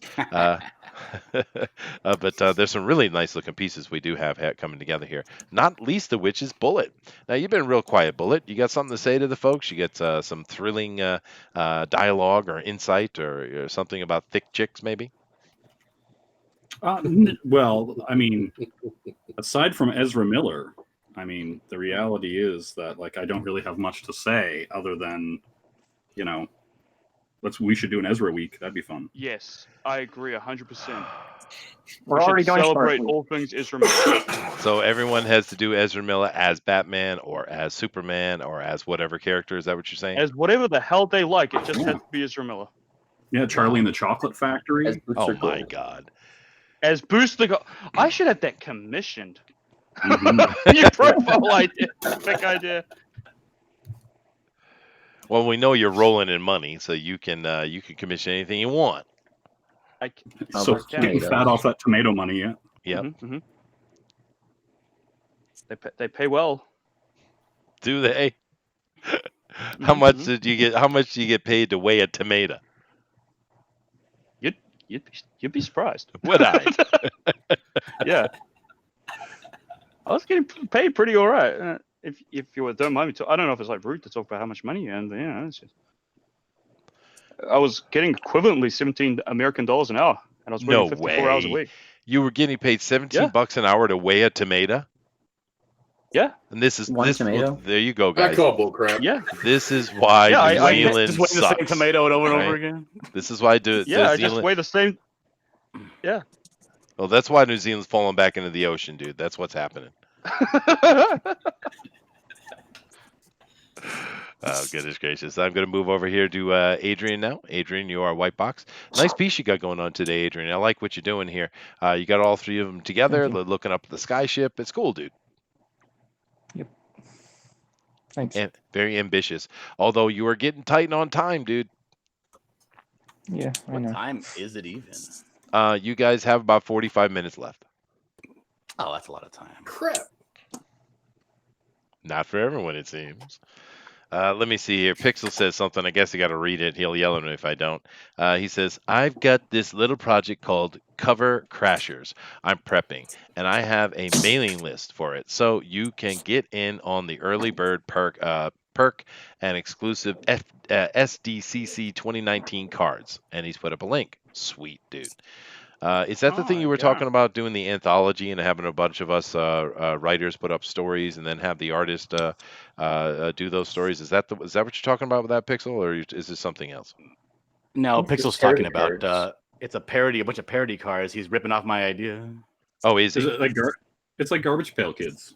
Oh, sweet. But Yeah, they're exactly. awesome. Yeah, yeah. The one where he did It's really awesome. What's it Of called? Comic Gates books. Yeah. Cyberlog. Oh, that's funny. That's funny. Yeah. And of course, Pixel, he's the one that started this show here with this. He was on episode 1 only, and it's a bit sad he doesn't come back in and draw because Pixel actually is a pretty good artist actually, and he says I no. beat him on episode 1. What do you think about that? Yeah, that's true. That is true. Whoa. That is true. What's up, Pixel? Regain your honor. Oh goodness. John Chedester says, "How many tomato trucks does he weigh an hour?" It's a good question. Oh, I'd say one came in about every 40 minutes. Wow, what the pressure. The pressure. Yeah. Yeah. That was the best part about it. I sat on my ass most of the day.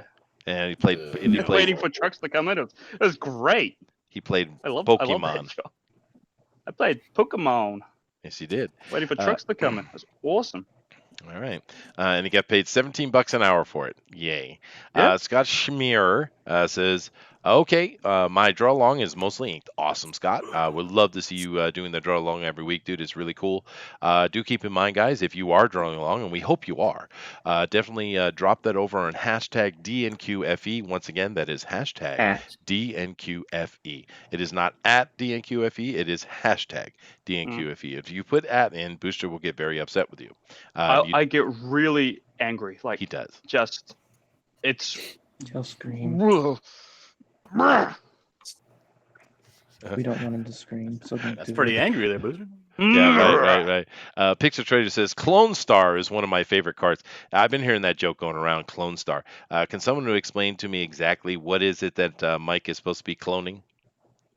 Well, you see, the joke is it rhymes with Lone Star. It does, but it also must have a Yeah. deeper depth to it instead of just simply rhyming. Because we could simply say No. Pone Star as well. Pone Star would work too, but it's Clone Star. Therefore, there must be some joke there. No. Fine. All right then. There it is. So basically, Pixelwood Booster is saying is you're an idiot. So blame him, not me. It's not my fault. Booster did it. Wow.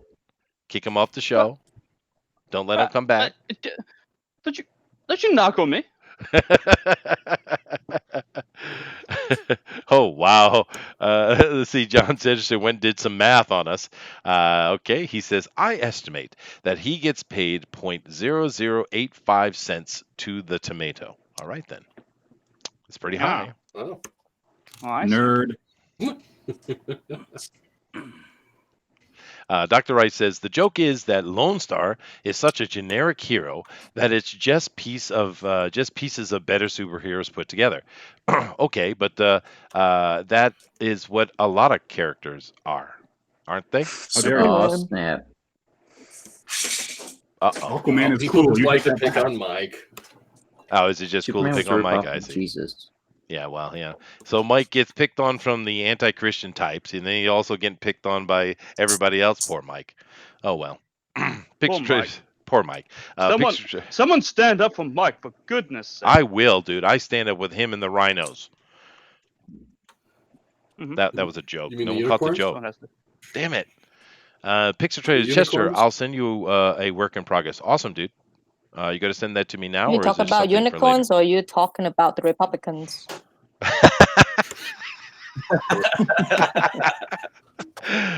Yes. My answer is yes, Dina. But I don't know if I mentioned on the show. I probably have. But actually, one of the interesting things about the unicorns is that way back, a long time ago, there was an Egyptian pharaoh, and I'm sorry, it's anthropology time. Deal with it. All right. Now, a long time ago, an Egyptian pharaoh and a Chinese emperor got together and had a meeting. They were making They trade walked relations. into a bar. They did a long time ago, and they basically gave each other gifts, as you would in diplomatic meetings.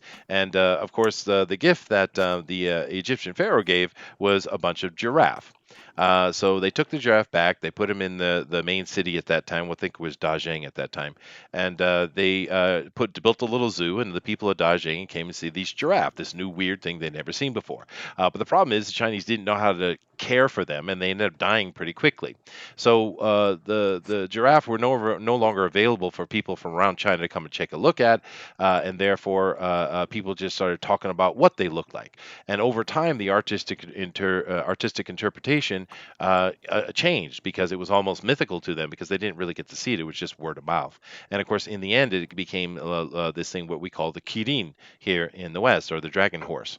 And of course, what happened was when the Silk Road opened centuries later with Rome, the stories of the kirin came back in, and the people over there, of course, they already had a word for rhino. It was called unicorn or bicorn. Right, these are Roman words, Latin words, but these stories came in and they kind of applied the word unicorn because it looked like a one-horned type of horse, and that imagery went on into the Dark Ages, which of course was a horrible time.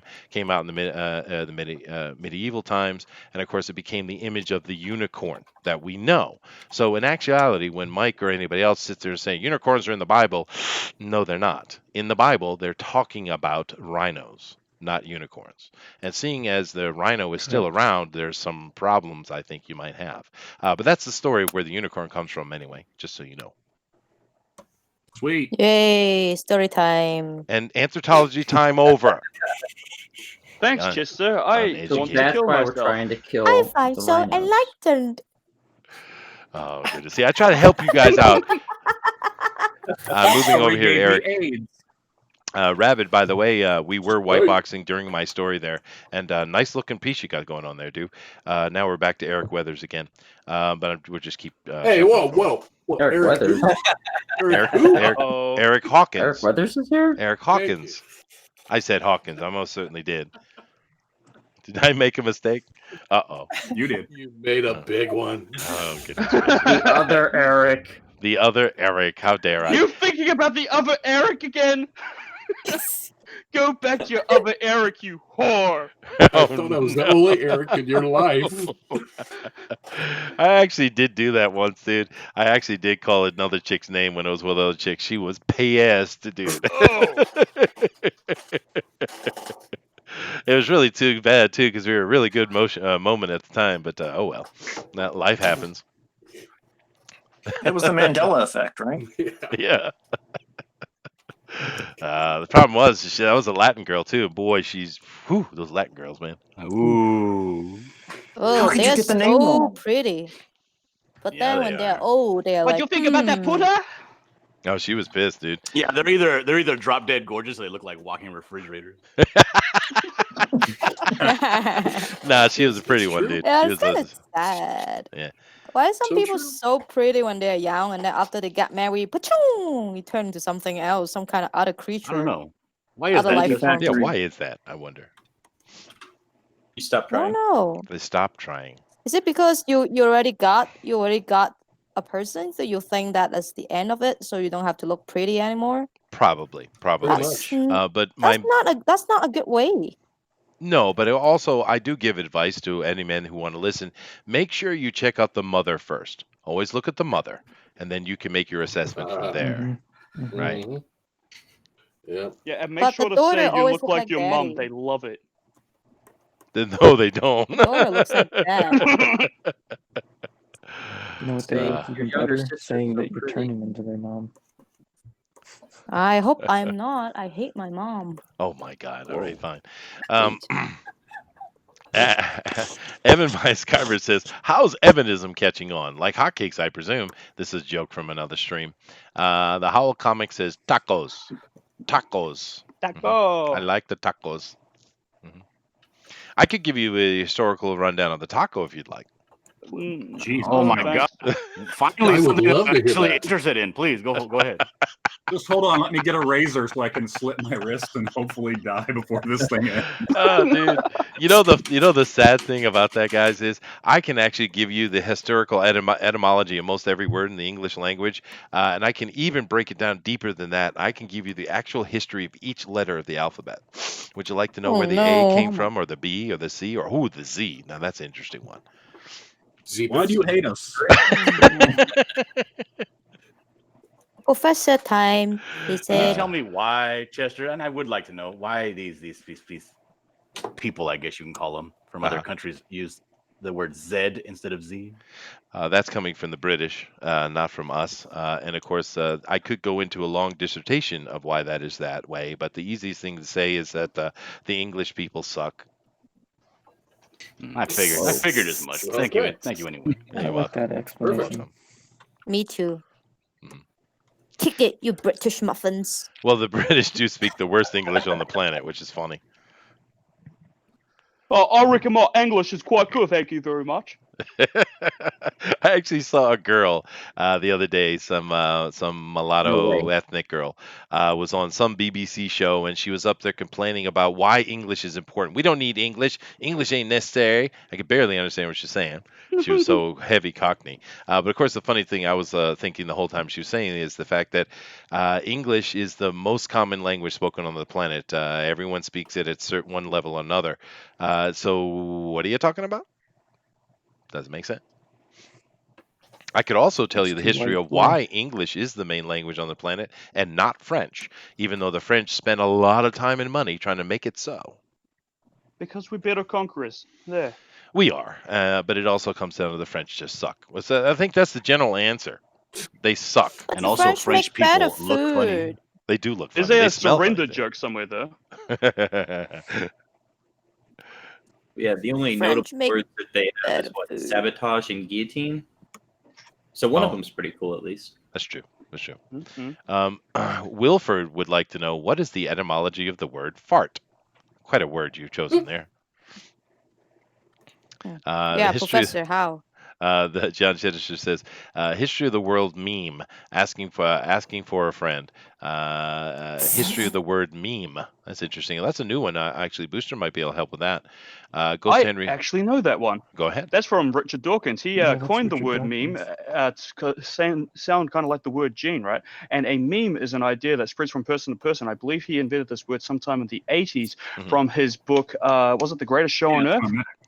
Or is it the Selfish Gene? I can't remember which book it is, but I remember that he is the creator of it. Yeah, of course. And so it's kind of like observed behavior through animals that picked it up. And if it spreads far enough, that's what we consider a meme. Yes.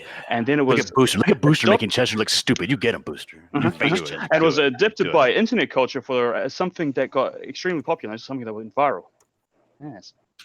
There you go. And for some reason, now we just think that a meme is a funny picture with a bunch of letters on it Interesting. Mm. Interesting. because we all The devolved. the translation in Chinese mean a virus inside your brain. Mhm. So it Oh, wow. infects you when you see a meme. Oh, interesting. That's how they Interesting. translate it. Huh. That makes sense too. Nice. As far as the Wilford Wild Food, sorry, says, what's the etymology of the word fart? Fart actually comes from the word farzone, or the Scandinavian variants of it, and it doesn't have any really Calzone? deep meaning. Farzone, yeah, and it doesn't have any particular special meaning. It just means fart. It doesn't have any kind of weird twist to it. It's very simple, but it is coming from the old German and Scandinavian words. Yeah. I could use a calzone. Well, and there it is. I don't know all the different variations of it in the Scandinavian languages, but they're all very similar. The French are responsible for Canada. Need I say more? Absolutely, Eric. You get a promotion. Dina, you are being white boxed, and we've been watching UL Rodimus as well. But Dina, go ahead and show us what you got going on here. Ooh, it's looking nice. See anything? I see you see Yeah. a lot of things. It looks good. Nice. Very, yeah, nice. Thanks. You definitely pull off the female body well. Good on you, Dina. Oh, I have one myself. And the art's not That's bad true. either. She Ah. hey, everybody, she's got one herself. We all know. Usually a man can draw better if they have a wife to look at, or a model. You know, that's a How good dare you. excuse booster. I have to say, wife, stand there. Nude yourself. Drawings need to Is that what I happen. have to? Is that what I need for a pickup line? Nude yourself. I need you in my life so that I may draw you. No, no, it's that's actually true. If you're an art student, you can just go out there in New York, say, "Hey, I need an art model right now, so I need you to be my nude model. Would you do that?" A lot of girls say, "Sure." Wow, you have faith in females, It's true. Dina. I appreciate that. Let's see here. A meme is a condensed idea, as far as I am aware. There you go. Dr. Wright it says, so it's a borrowed word like baseball, which sounds like that in every language. Yeah, no, we have a lot of borrowed words, of course. English is absolutely littered with them. Matter of fact, with English, the most of the words we have for high society, food, and stuff like that are actually coming from the French because of the Norman invasions 1,000 years ago. Vic King is in here. Hey, dude, how you doing? Hugh Jazz says calzones are stupid. Your dumb face, bullet. I let it respond. But you can put anything in them. It's like a meat pizza. You can put your opinions in them. Well, if they were delicious, I would. Yeah. That was in my face, died. my face. Pixel also says fart is a bit of a onomatopoeia as well. I guess. But it's just not a very interesting word, actually. A lot of words have some think he very means interesting trap. histories. Oh, there you go. Eric Evan Von Skyver is talking about the Richard Dawkins origin of the meme. Sweet. That is interesting. I didn't know that. So Booster actually taught myself that. I think I'm going to go kill myself now. All right. Bye. It's okay. That's a good Everyone idea. will have something good in their life. If Even you a Booster learned boy. anything from the stream, it's that you should probably kill yourself. Well done, Chester. There you go. Thank you, Booster. Of course, most of the stuff Booster teaches me are about some kind of degenerate modern millennial speak. He taught me what a sub was the other day. I didn't know. I thought it was a sandwich. Oh, Okay. Yeah, I still don't know why it needs to exist, that word, but hey, young peoples are weird. Who's eating chips? Hey, Booster. Not me. I'm drawing. What kind of chips are they? Share, selfish kiwi. I'm not eating chips. Someone's Someone eating is. chips. It's probably Oh, Chris. dear. We'll I just hear blame it. Chris. Chris's fault. no.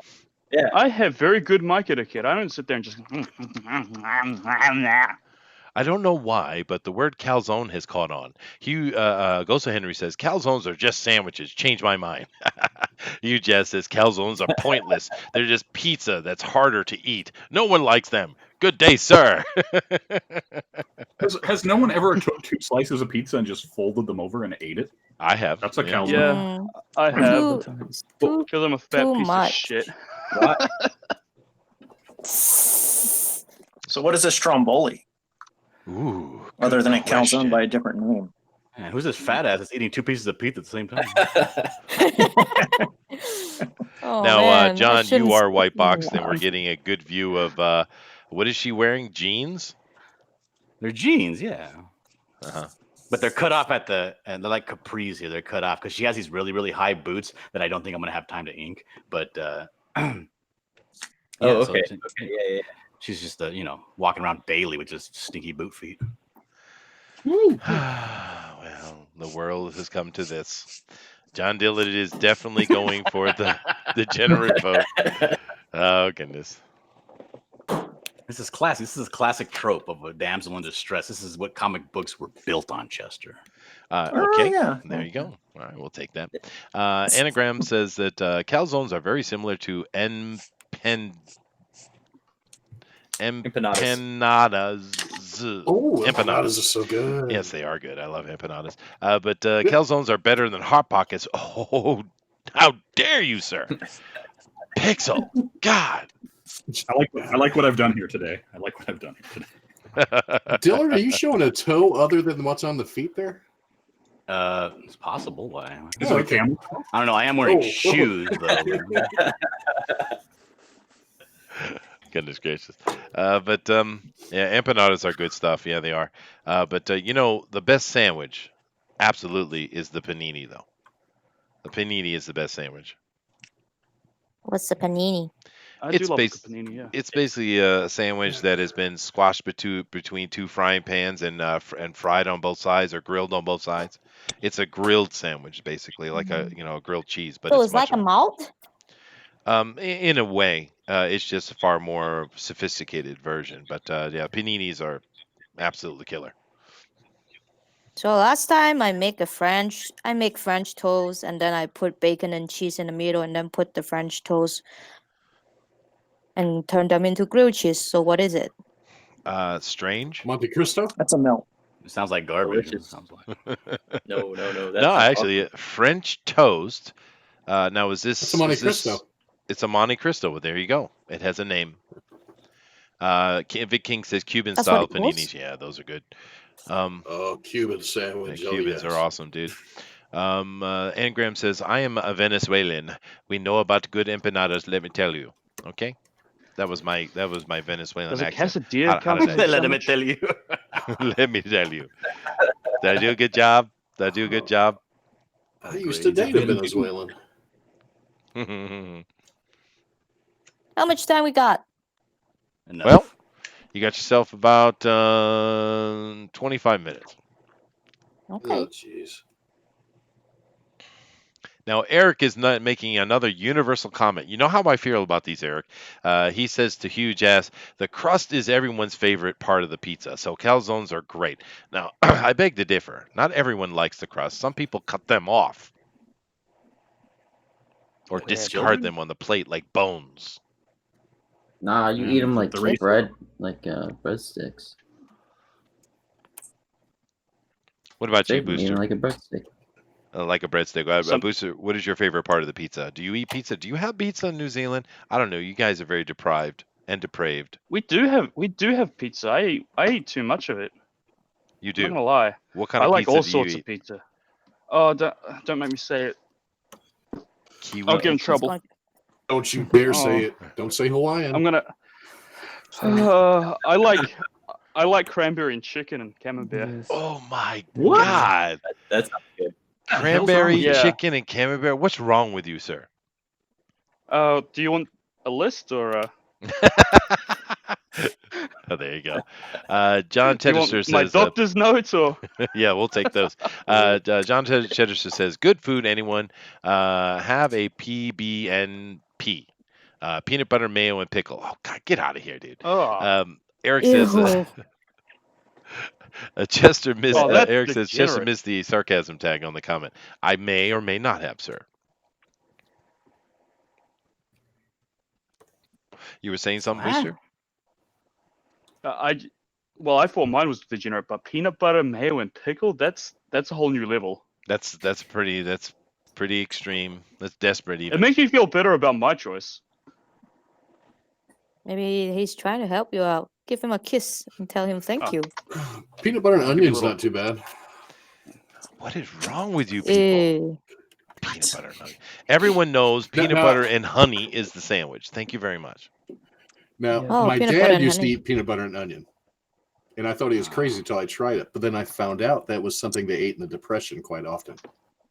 Oh, Well, it was the That's depression for a depressing. reason. Yes. Peanut butter and onion. Peanut butter and Yeah. onions. That's why it was depressed, right? Ugh. See, I had the same experience because we used to have the ramen soups and we put all kinds of cheese and stuff in them and all that. And I ended up finding out because my dad was in prison, it was called spread.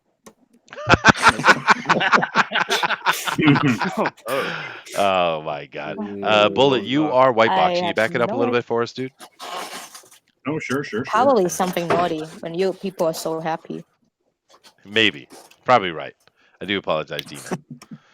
PB and honey, I could do. Dude, peanut butter and honey is the best sandwich ever. I like jelly too, Peanut butter but and banana. Peanut butter and banana that's fried good. in butter. Yeah, yeah, no, that is good too. Yeah. But peanut butter and honey is a perfect combination. It's like chocolate and peanut butter, right? But Yes. he deserves kicking for that. Now, Chris, you've been real quiet. We're sitting here kind of just talking about all kind of odd things as these beautiful pieces of art are coming together. Do you have anything you want to add? We are getting to the top of the hour here, dude. I mean, all of this looks beautiful. Like, I just keep bouncing back and forth between all these screens. Slightly concerned with John's, but John's is real pretty But today, yeah, but we got some really good pieces though. Yeah. yeah. No, I mean, they're- we got some really good pieces. The best piece here. All right. Well, I do apologize for they're- acknowledging any other human, John. I'm sorry.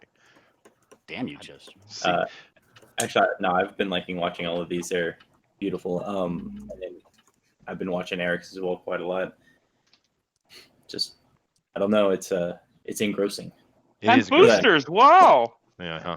And do keep in mind that is Eric Hawkins, not Eric Weathers. That is Eric Hawkins, Chris. Just so you know. Oh, I would never make that mistake. I see. Yeah, Eric Hawkins, who I did my own steampunk book too. Yes, you did. Yeah, that's right. Peanut butter and pepperoni. What's this thing? Peanut butter, mayo, pickle, peanut butter, pepperoni, chicken, and cranberry. What are you guys, pregnant? When I was pregnant, I don't eat any weird stuff like that. A lot of ladies Right. do, though. You know, when my wife was pregnant with my first kid, she'd make me get up in like 2 a.m. in the morning and take her for sushi. You know how hard it is to find Oh. sushi at 2 a.m. in the morning that isn't going to cost me $200? God, Oh wow. women. In I Japan, did I crave would think for it'd be on every sushi. corner. That wasn't in Japan. I was in Hawaii. Oh, well. I found it down in Waikiki. That's Had it, but it hard. would cost me a lot. And there were like half naked girls Well- running around, but that's all right. I appreciated that. Chester, Pixel has something for you in the chat. Does he? Ooh. Let me see here. Mhm. Chester Hammer. I don't get it. What does he want? He sent you a Dropbox link. Oh, he wants me to go check that out. Okay, he was saying he was going to send Mhm, something. I mhm, didn't know if he was going to do it now or later. All right, let me do that. Let me see what Well, the I wanna know pixel what is. that Because he's showing it for everyone there to see. Oh, the Clone Star thing. Oh, I get it. Well, let me bring this off. Let me drop it over and show it to you guys. There you go, guys. Everybody should be able to see that right now. This is the Clone Star cover I get. Parts of which hero? Or no, he's doing cards. Oh, I get it. I get it. You know, I could turn that into a game if you wanted, dude. There's actually a board game that's actually kind of similar to that. I could turn that into something if you wanted, but interesting. So we got Captain America, I guess, at the top. What? Wonder Woman at the bottom. What's that in the middle? Mr. Miracle? It looks like Captain Falcon from F-Zero. Yeah. All right. Captain That's more like Falcon, it. Captain America, and the boobage of Wonder Woman. Okay. Sweet. You got to have to work on the consistency of the pictures a little bit, though, Pixel, because this Falcon guy has a collar, but that collar is not going to translate into the bottom. So any of those kind of things around necks. That's like the joke. I'm sorry. Fine. Fine. I'll come back over here then. I'm trying to be helpful. Captain Falcon, yes. All right, let me come over here and drop it on Adrian again. We are coming to the top of the hour, guys. We're about 15 minutes away from ending the show. Do keep in mind when we end that we're going to go through and show you all the art very clearly, and then Booster's going to drop the straw poll. Do keep in mind with this straw poll, it is free. It costs you nothing. You have to don't download anything. It's easy to use. So don't be afraid to get in there and vote. We want to see at least 100% vote, at least, minimum. Okay, but after that, we're going to take a look at the draw-alongs. We hope many of you guys have been drawing along. Do keep in mind that just drop that onto hashtag DNQFE, hashtag DNQFE, and we will show that to everybody. We always have fun with that. So, justice for Chester. Thank you, McCrank. At least I got one supporter over here. Goodness. Have I seen Big Mouth Bill? What is that? One of his work. His Is it? parody work. Well, why don't you throw me a link and I'll show that off too if you'd like. I'm assuming this is Bigfoot Bill parody. Yep. Now it all sounds like Booster. See what Booster did to us. I know I did see. Brainwash us. Well, Dina, I did see something on Netflix that was called Big Mouth something, and that was absolute travesty. That should be burned. It was very weird. Oh, the one about the monster. Oh, I think it was actually just called Big Mouth, right? Maybe, but then it was really horrible. It was like promoting lesbianism to kids or something. You. Yeah. Don't promote anything to kids. Kids are weird already. You would think they wouldn't, right? But that's the world we live in. I mean, they find out themselves is their own thing, but you promote it to them. That's mean they don't really choose it. So they thought that they're so cool, and it's like, nah, you just got brainwashed. You choose it yourself. It's your own thing. But then, not cool, man. Not cool, man. Absolutely, Dina. So, I Chris, agree, Dina. Chris, would you like to add some more information, give us some more details about Iron Skies as we're coming to the end of the show here? Yeah, so Iron Skies is a steampunk adventure fantasy amalgamation. Basically, I couldn't really make up my mind on what I wanted to write, whether it was steampunk, fantasy. So I just kind of smashed them together. I've always loved like the badass epic fantasy like novels and stories. But everything that I see from steampunk kind of like tends to fall short on those. Like I normally get that from like Erickson or Glenn Cook or Martin when he actually writes. And so I wanted to kind of just mash it all together and have those soaring epic like battles, quest lines, things like that. But I really love the steampunk aesthetic, probably ever since Final Fantasy 6-3, whichever one. Dude, do you want to be my best friend? I love Final Fantasy 6. That's my favorite game. That's because Final Fantasy 6 is the best Final Fantasy. Obviously. Yeah. And so it's one of those things that's like, the airship in that just kind of caught my attention. And it was I liked how it had like the fantasy aspect as well. So that just kind of like stuck in my brain when I was like, I don't know, 9 or 10, and I played it. And then moving on, I decided, hey, the other thing was like I'm kind of a weeb as well, so I enjoy anime, manga, stuff like that. So I watched Cowboy Bebop when it first came out, and Yeah, you did. yeah, fell in love with it, and obviously because it's badass. And so I really like that like group dynamic, how everyone's kind of got their own thing going on, and each episode kind of takes you through like their adventures and stuff.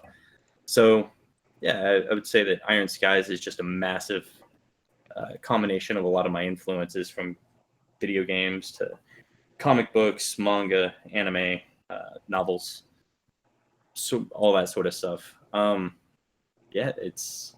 I like this guy when he talks. He should do that more. He should, yeah. I am showing Pixel Yeah. Trader's Big Mouth Bill, though. It's on the page here.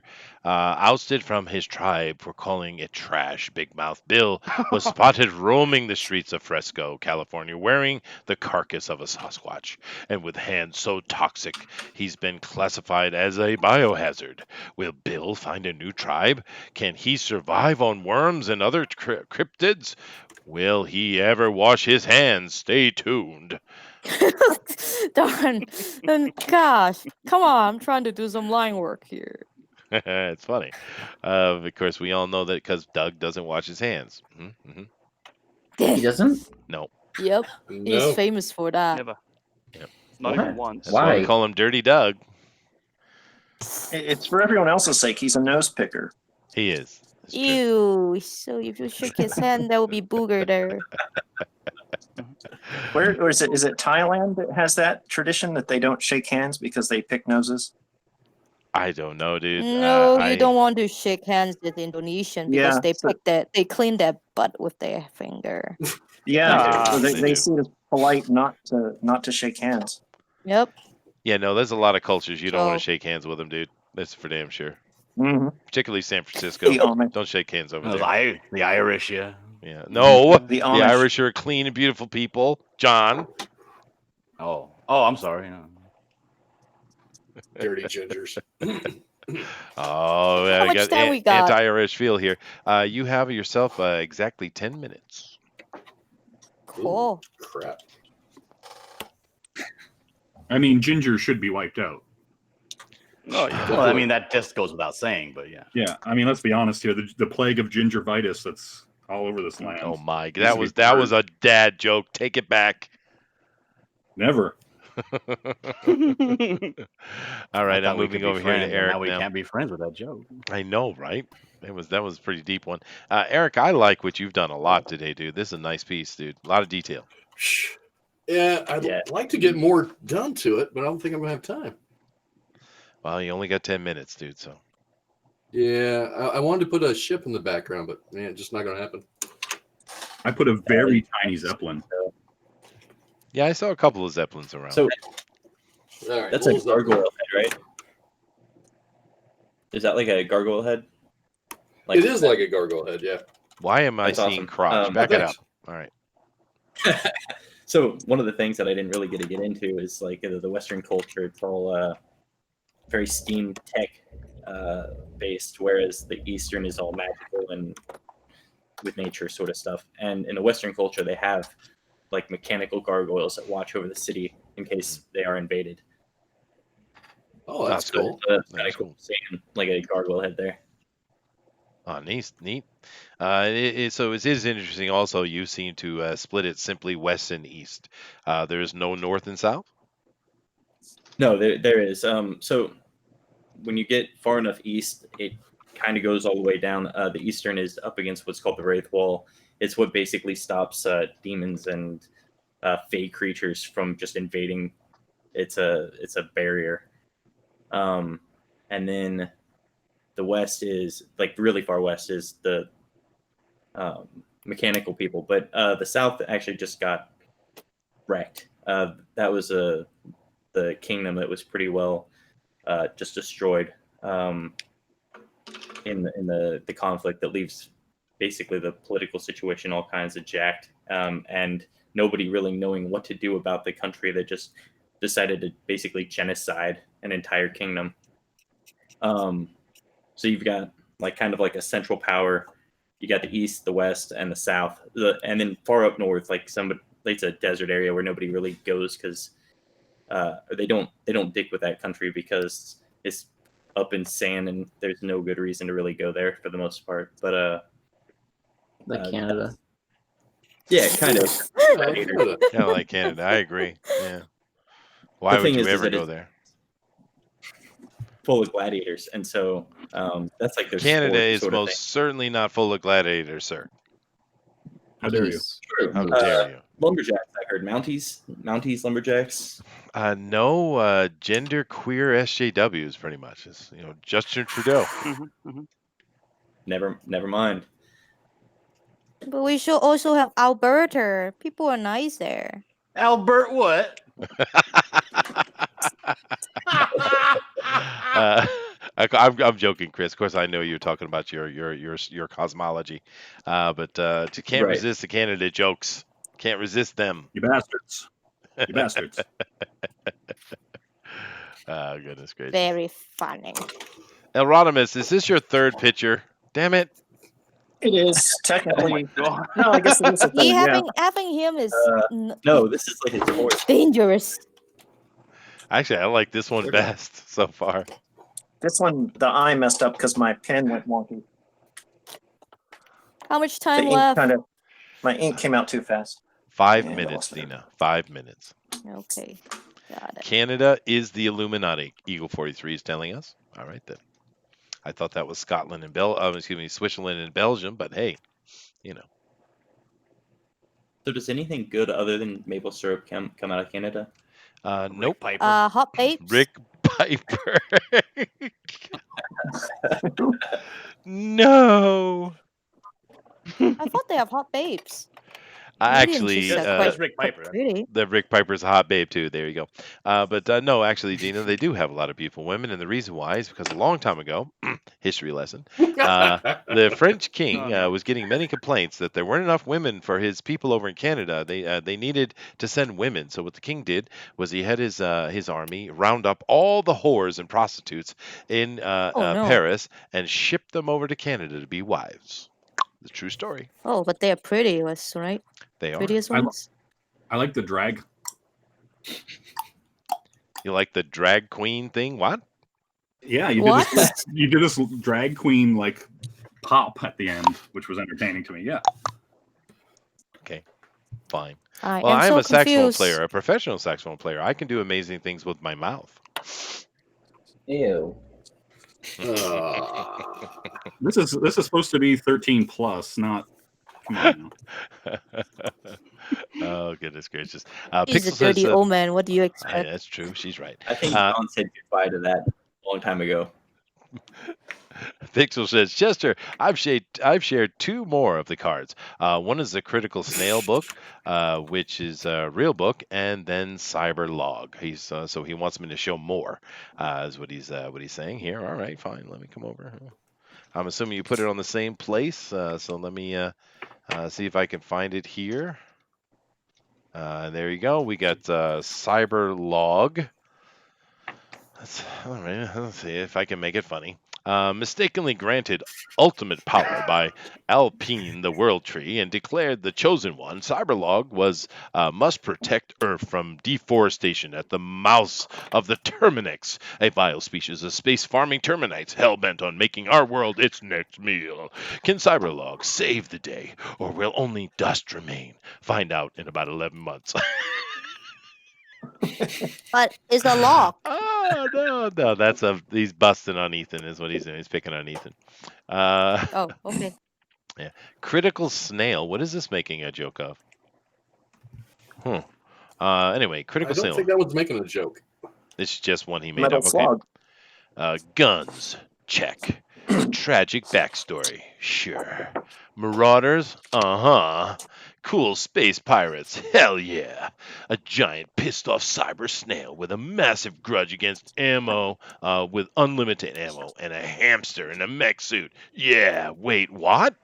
Critical Snail, for whom the shell tolls. Actually, I like that. That's pretty good, dude. Good job. All right. All right. I showed him. Everyone saw him, boss. All right. That's a boss. That's Big the boss.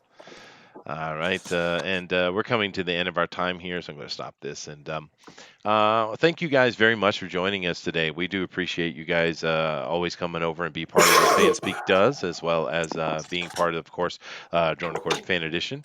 And do keep in mind that we have an actual prize. The winner of this show, of course, is going to end up going on to the Pro Edition next week.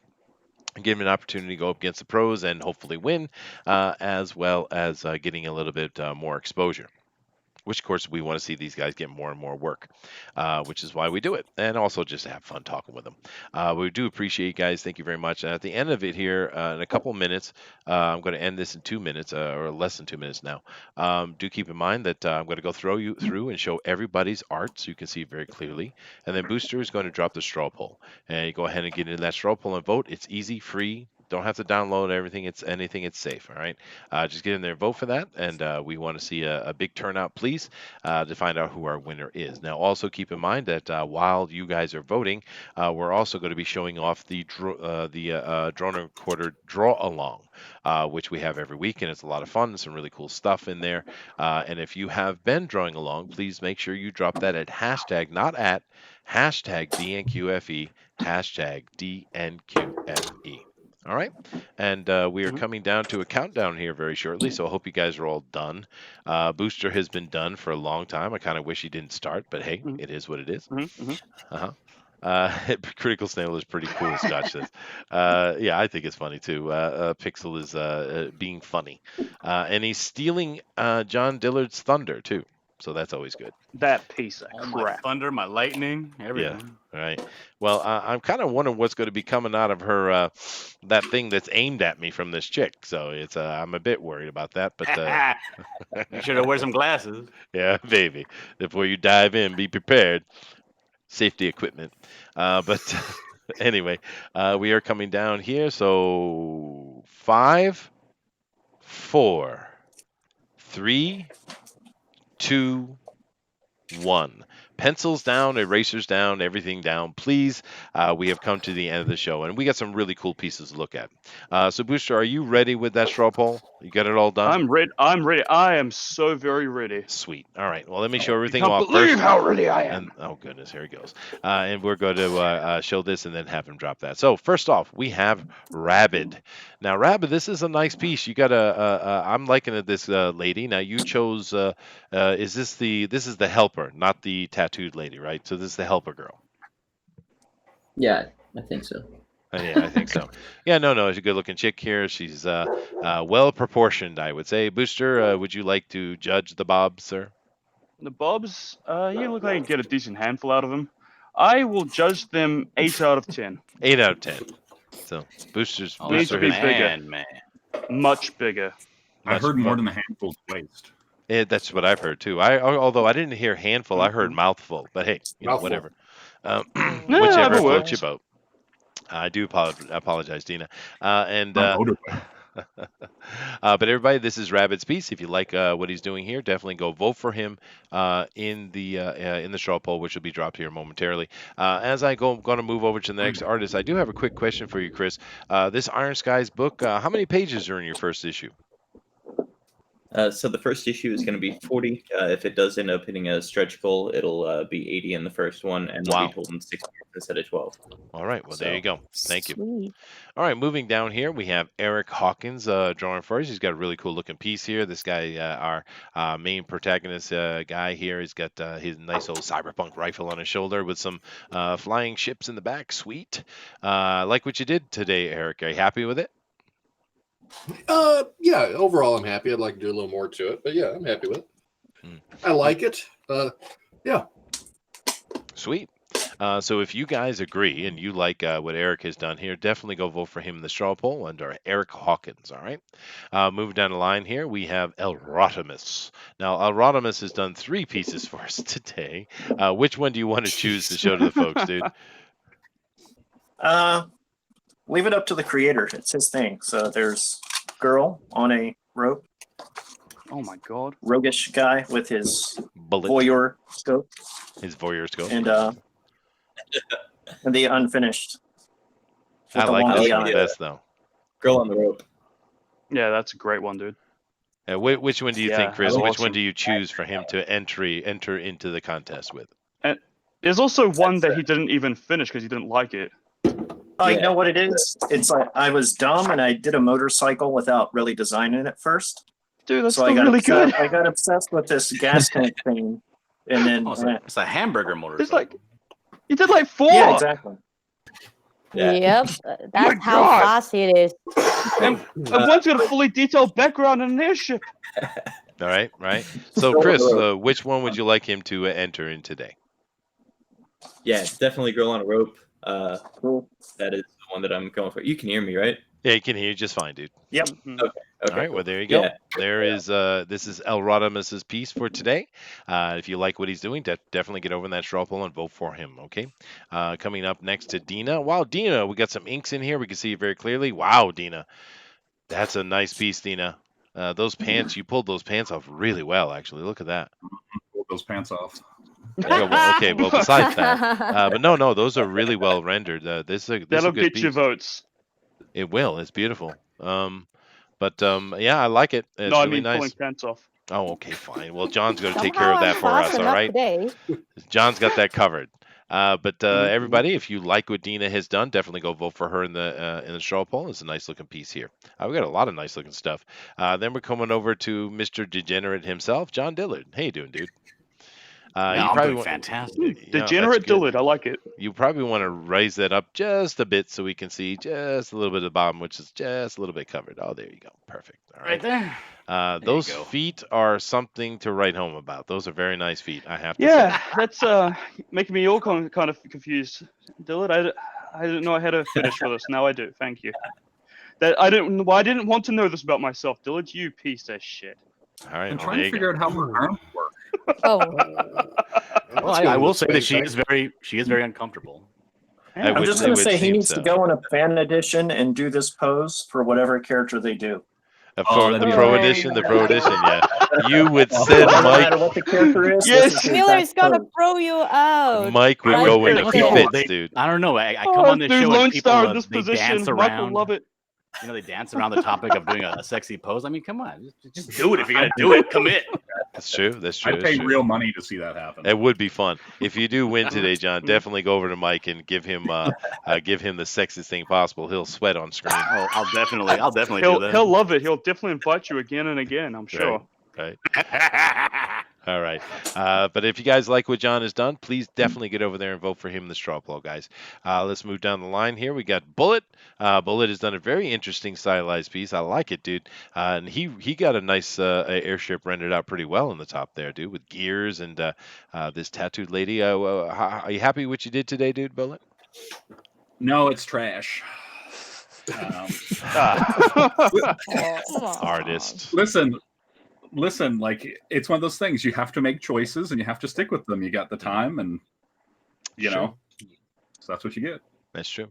I like it though, especially like the face. The lady's face is real good. Actually, the guy's face is cool too. It almost feels a little bit like Cowboy Bebop in a way. But I like it. So if you guys like what Bullet has done, definitely get over there and vote for him in the straw poll, please. This is Bullet.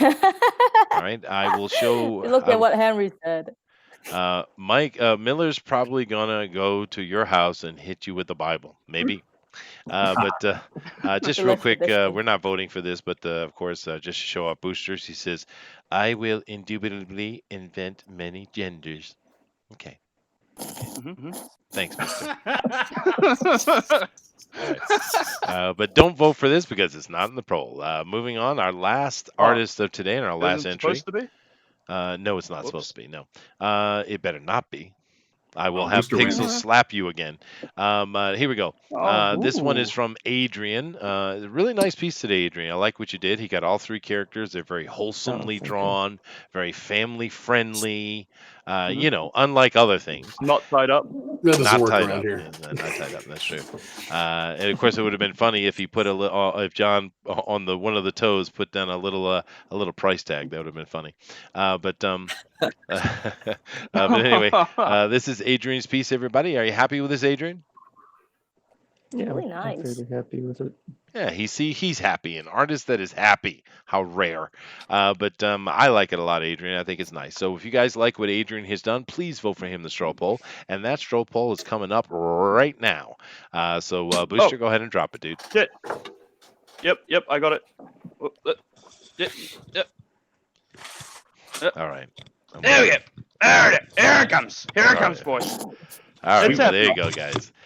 So definitely hit that. Like I said, it's free. You don't have to download anything. It's easy. Definitely vote for that. We'd like to see 100% vote if we can get it. We appreciate you guys coming over there, and we usually get about 150% usually. So that's always good too. But definitely hit that straw poll easy and make your vote what you like. And once again, let me run through them real quick. We got Rabbit. We have Eric Hawkins. We have The true Eric. We have El Rodimus. We have Dina. We have John Dillard's some manner of Quentin sadomasochism going on here. We have Bullet. And we have Adrian. Nice offers today, Chris. There's some really good art here, dude. And it's always nice to see these guys take on new projects, especially because these things are different, right? They don't know these characters. It's like I'm sure many of these guys have drawn Superman or Batman or various characters a lot, but these are new things that they have to put forward. I like that. I think that's pretty cool. But anyway, while you guys are voting, which that link is right there in the chat, so definitely check it out. While you're doing that, Booster is going to bring up the hashtag DNQFE, hashtag DNQFE. If you have not put your draw along in there yet, please do. But Booster's going to bring that up right now, and we're going to take a look at it. Hey, can you do me a favor, Chester? Sure. I'm on Twitter right now. Can you tell me what to type in so that I can look at those things too? That you would have to ask Booster. Just hashtag DNQFE in the search bar, and it'll bring you right there. And you go and you hit the latest tab, and that will bring them all in order. Well, Or you just look at my screen as I screen share Hey, right now. that's me. So I decided, because I'm biased, I'm gonna start off with Turtle Rabbit Fox because I love his stuff, and he did a Chester here. Yeah, look at that. Look at that. I'm a That is leprechaun so bear. cool. It is awesome. Yeah, I love it. I love it. He's It got my looks gray just hair fun and and everything everything. down. Even the hair and the ears is right. That's awesome. Oh, and he also, for yesterday's video, Disturbing. he did Animal Man. I love Grant Morrison's Animal Man. Yeah, it is not That's a one bad of my book. favorite Yeah. runs. Yeah, no, Turtle Rabbit is awesome. I love his style, dude. Ooh, Sure. what's This is that? What's that? Bullets. Oh, I I think. think my piece from last week because I hated it, so I wanted to fix it. Oh, there you go. It looks great, dude. You're just trying to get some extra exposure, ain't you? That's nice, though. That's what we did last week, yeah. All And right. here we are for the Iron Skies. We're starting off with Scott Schmid. He's starting off his pencils here. Yeah, he's taking a scene we saw out of the book, and we're getting the inks coming in here. You see, Yeah, nice, dude. getting some inks going on there. And here's the finished product. Sweet. All right, So there you Scott. go. Looking good, dude. Scott's offer. The Hell Comics. Uh-oh. Uh-oh. Uh-oh. Oh, Coming nice. in here looking good, dude. Look at that. fantastic. Yeah. Wow, Alan. Who's The eating eyes chips? glowing and everything, huh? No, that is beautiful. Good job, Alan. That's killer, dude. That's And of course, Turtle Rabbit Fox here. Nice. He got all three in there. Sweet. Mm-hmm. You know, his style reminds me a Agree lot with of the old Hobbit. You remember that old animated movie? Yep. yeah. Yeah, it's but got was a it nice Ralph feel. something? Belsky or something? Odd name. He made weird films. He did, with the good films though. Fire and Ice and Oh, Wizards. here's and all that kind of Angram. stuff. Angram. Oh, Oh, that is nice. cool. That I is like that. nice. Look at that. Wow. Very pretty there. There's a nice Well, cross. she was on the that Pro Engram Edition can last join night. us. Right. There's some Oh, was she? really good perspective going on there. Mm-hmm. All right. And I get. Mike Dalton, you added them, didn't you? Oh, Hashtag. Ban him. Ban him. That looks pretty good, though. Nice. It's the lady, and he was starting on something in the back, too. Do keep in mind, Mortal V is over here, and he's dropping links to all our artists and everyone who's involved today. He, of course, he's doing a great job as usual.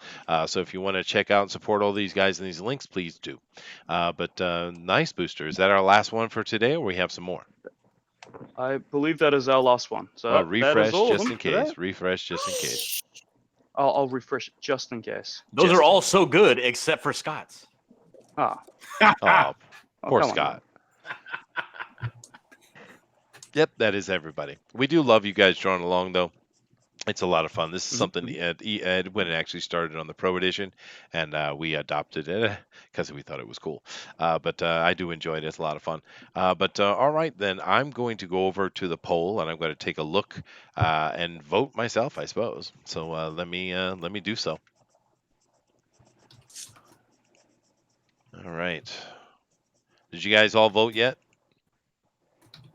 Of course, the problem is that Booster is not putting the poll up, so I can't click on it. What is the hell is he doing? You're supposed to vote ourselves. Oh God, no! I almost never do that. Yeah, that's All right, here I made my vote. I voted. I've never heard of such bad taste. Name for myself is kind of lame in the East. You don't vote for yourself in the East. No, People that's like, right. That's right. "Lame." Yeah, that's true. But there are 35 votes in here. We had 50 people in, I noticed a moment ago. So we definitely need some more people in here. So if you haven't voted yet, please go vote. Metz wants to vote more than anything, but he needs to see the entries again. Does he? Well, all right then. I shall show them to He should him. have paid attention. He should have paid attention. There you go, Metz. Sure. Booster says go to hell. All right? But I have more love for you than that, dude. I love you. I'm going to take care. I got you back. Here we go. This is Rabbit's piece. Nice bit of digital work here. This is Eric's piece. Eric Hawkins. Can you can you blow that up a little bit, please? Yeah, of course. Whoop, wrong screen. Hold on. How's that? That's better. Much better. So this is Eric's piece, everybody. No, we don't need that. Stop. Thank you. That's well, Booster appreciates it, so I guess it's good. Yeah, I know he does. This is El Rodimus's piece, guys. El Rodimus, could you back that up, El Rodimus? I don't know what you're doing. All right. He's trying to sell his bobs, is what he was trying to do. All right. This is Russ Meyer cooking. There you go. This is Dina's piece with the wings and the cage and all that such. Really nice. I like the pants, the way you got that off. This is Dina's. This is John Dillard. You're clearing your throat for it. No reason at all. No reason. I'm not Voldemort. You can say my name. All right. Say my name. This is John's piece. And of course, we also have Bullet's piece. This is Bullets. And last but not least, of course, we have Adrian. Adrian's piece. All right. Nice looking. Nice wholesome picture here. There you go, Mets. Now we've seen them all again. Let me come over and check, see how that straw poll is coming. All right. Let me see here. Well, we got 37 votes. We need more than that, though. That's not enough. We need more. Can we get to 40? Come on, you don't vote, you got spanked. We got to get to 40. Let me see if we can get to 40. Get to 40, I'll stop it. Although Booster's usually 50 is already. the cutoff, isn't it, Booster? I believe so, yeah. But you can't be threatening people with a good time. It's not how it works. That's true. That is true. Well, I've updated my what, picture. you're going to say that they're going to gotta get candy if you vote? Oh, I love Yes. candy. Yeah. What kind of candy are you offering, Dina?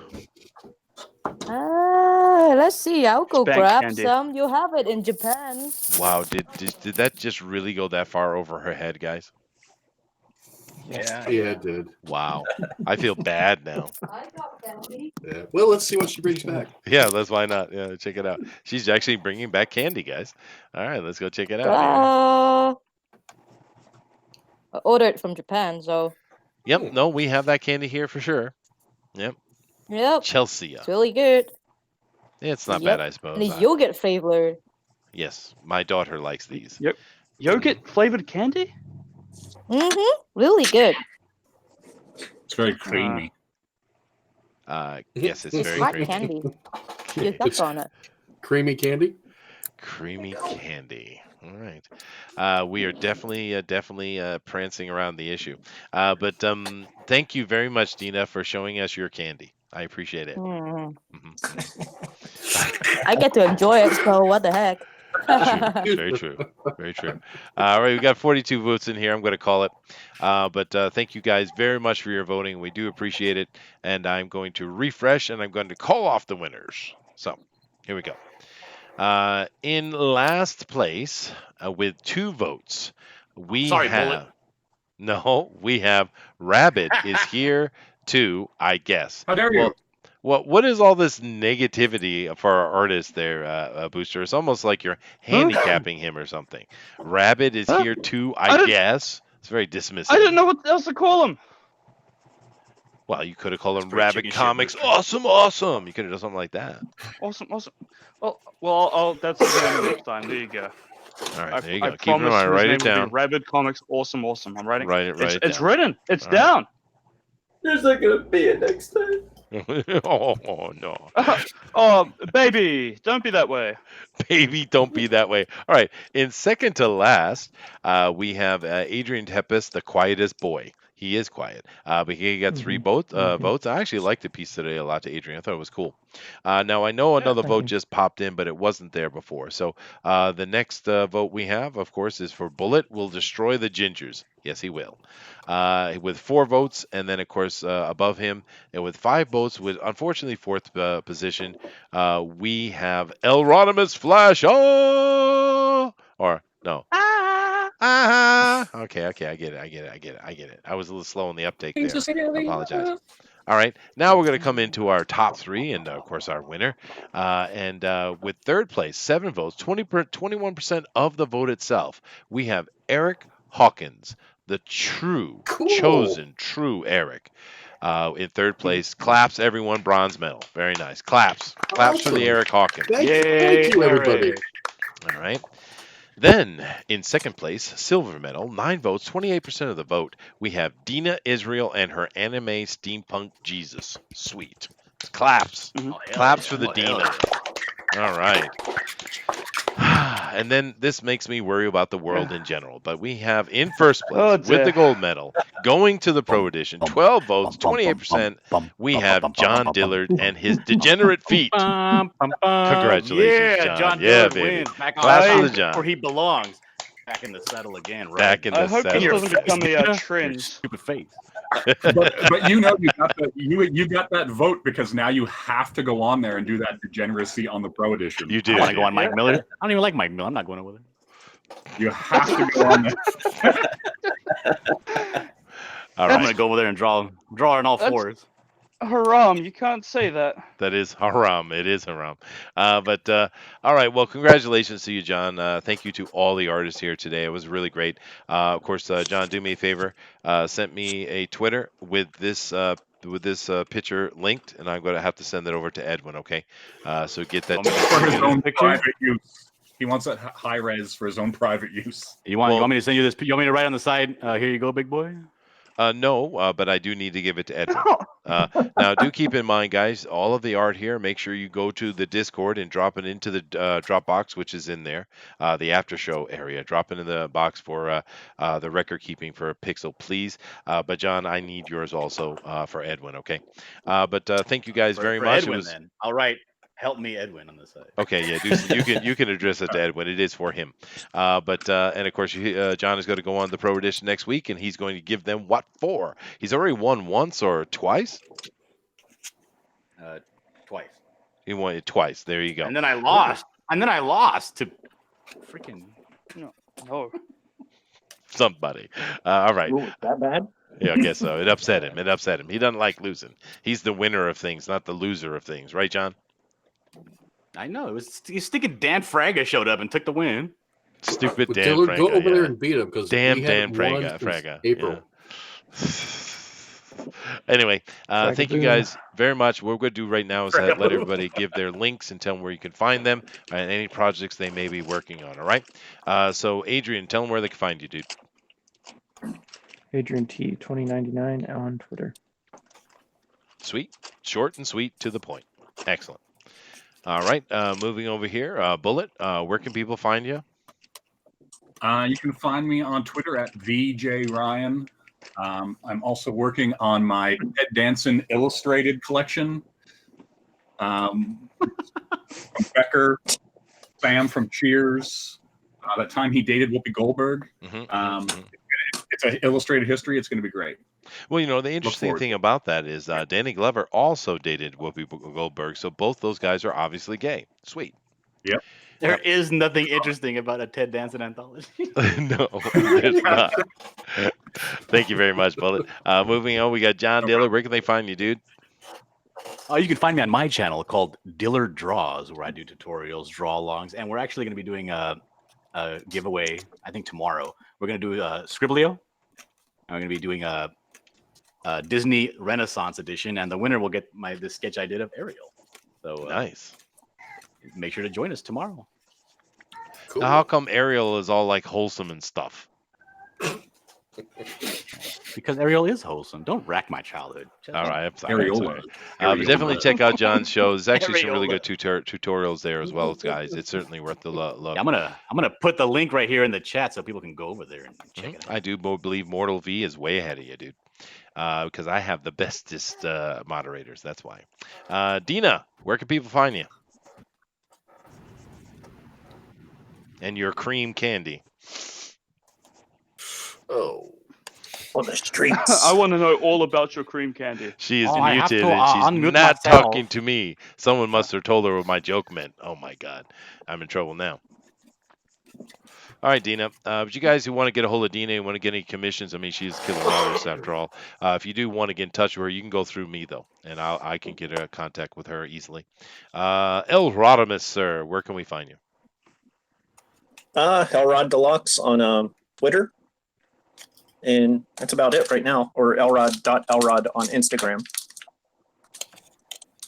All right. Rock on. Booster and Dillard and Immortal V are fighting in the chat. That's funny.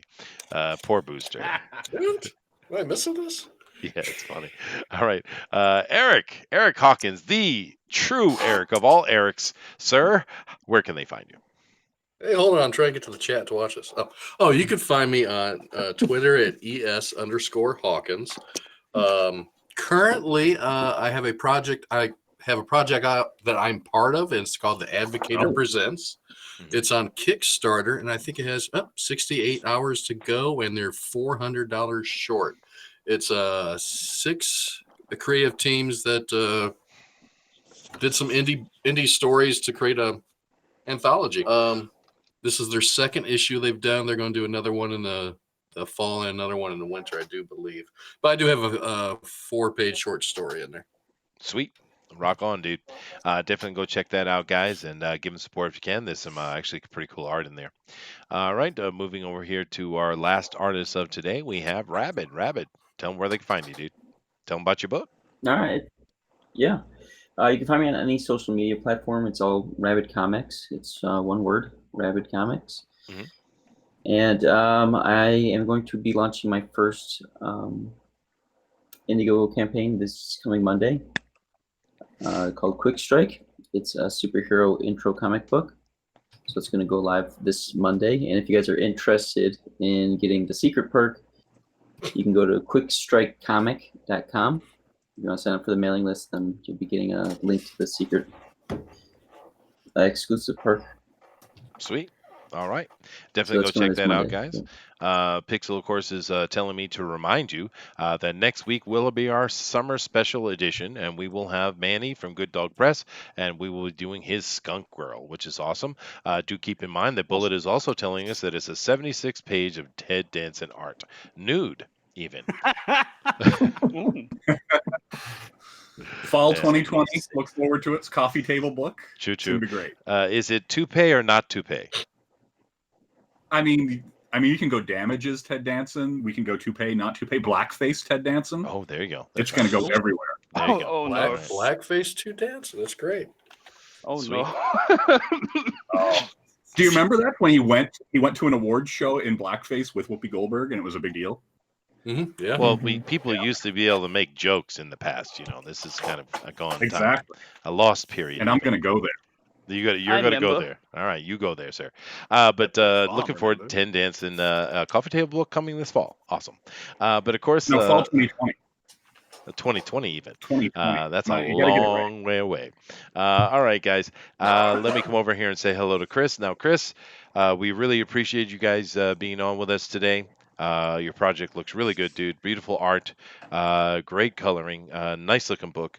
Definitely, guys, if you can, go over and support that and back that book. If you can't, that's fine. Definitely hit that share button and share it out to your friends and family and get it seen by as many eyes as possible. And we'll see if we can't get them funded. How close are you to funding right now? Last I checked, I was at about 2,300, but I noticed that I got several people backing during the thing during this live stream. So I'm Sweet. Oh, that's great. Awesome. Very Well, thank awesome. you very much, guys, for going and I doing love that. hearing that. Yeah, no, we're always happy to see. I'll take my 10%. Yeah, 10%. No, that's right. No, we really do appreciate you, but coming over here for us today, guy. So why don't you go ahead and give us your closing comments about Iron Skies, sir? Iron Skies. All right. So Iron Skies, it's my promise to you guys is that it's just fast-paced adventure. It has the build-up for epic things, but it resolves per issue. And my only agenda that I promote for you guys is entertainment. So I'm not going to be pushing anything else on either spectrum, anything like that. So all I really want is for you guys to enjoy the story that I have to tell and to enjoy the badass artwork that I got from my artists. Absolutely. All right, cool, dude. And you don't have to make any promise to us. We are just a bunch of basket of deplorables anyway. But thank you for that anyway. Thank you. All right, guys. Awesome. Great show. Great art. Really cool book. Check it out, guys. We love you being here. Next week is Skunk Girl. Do keep in mind on this channel. Of course, tomorrow is our day off. Although Booster and Dinale and them do run the Bunny Vision movie night. What are you guys watching tomorrow? They don't know. But I was definitely, saying I wanted to watch Snatch. That'd be cool. that is a good Love movie. Snatch. Snatch is great. Yes, it was great. It's just like it's as great as creamy candy. But anyway, Stupid movie, harder to understand than Dina. true. But anyway, definitely go check that out if you're interested. I know it's a niche thing, but it is a lot of fun. Also, keep in mind that on Saturday we do have our Fan Speak show, and we have Ben Henderson from Cautionary Comics himself. He will be talking about the Florida Man, as well as many other things they're working on over there. Also, Todd is going to be on with him, and we're going to get some exclusive first look imagery of Florida Man, which of course is a piece that's been written by Mike Barron, of course, Mike Barron of Nexus and Badger fame, as well as many other things in the industry. Great fame, really good writer. I love his stuff. But come check that out for those exclusives, and of course, an interview with Ben Henderson, which is already great. He's a big supporter of the community, of course, and his publishing company is moving right along. So thank you guys very much for checking that out, and we will see you later. Bye. Okay, bye. Bye, everyone. Love you all. Long, everybody. Bye. Bye-bye. Flat girls and All right. Flash is over here drawing a cowboy. I'm testing out my Guys, brush. Outro.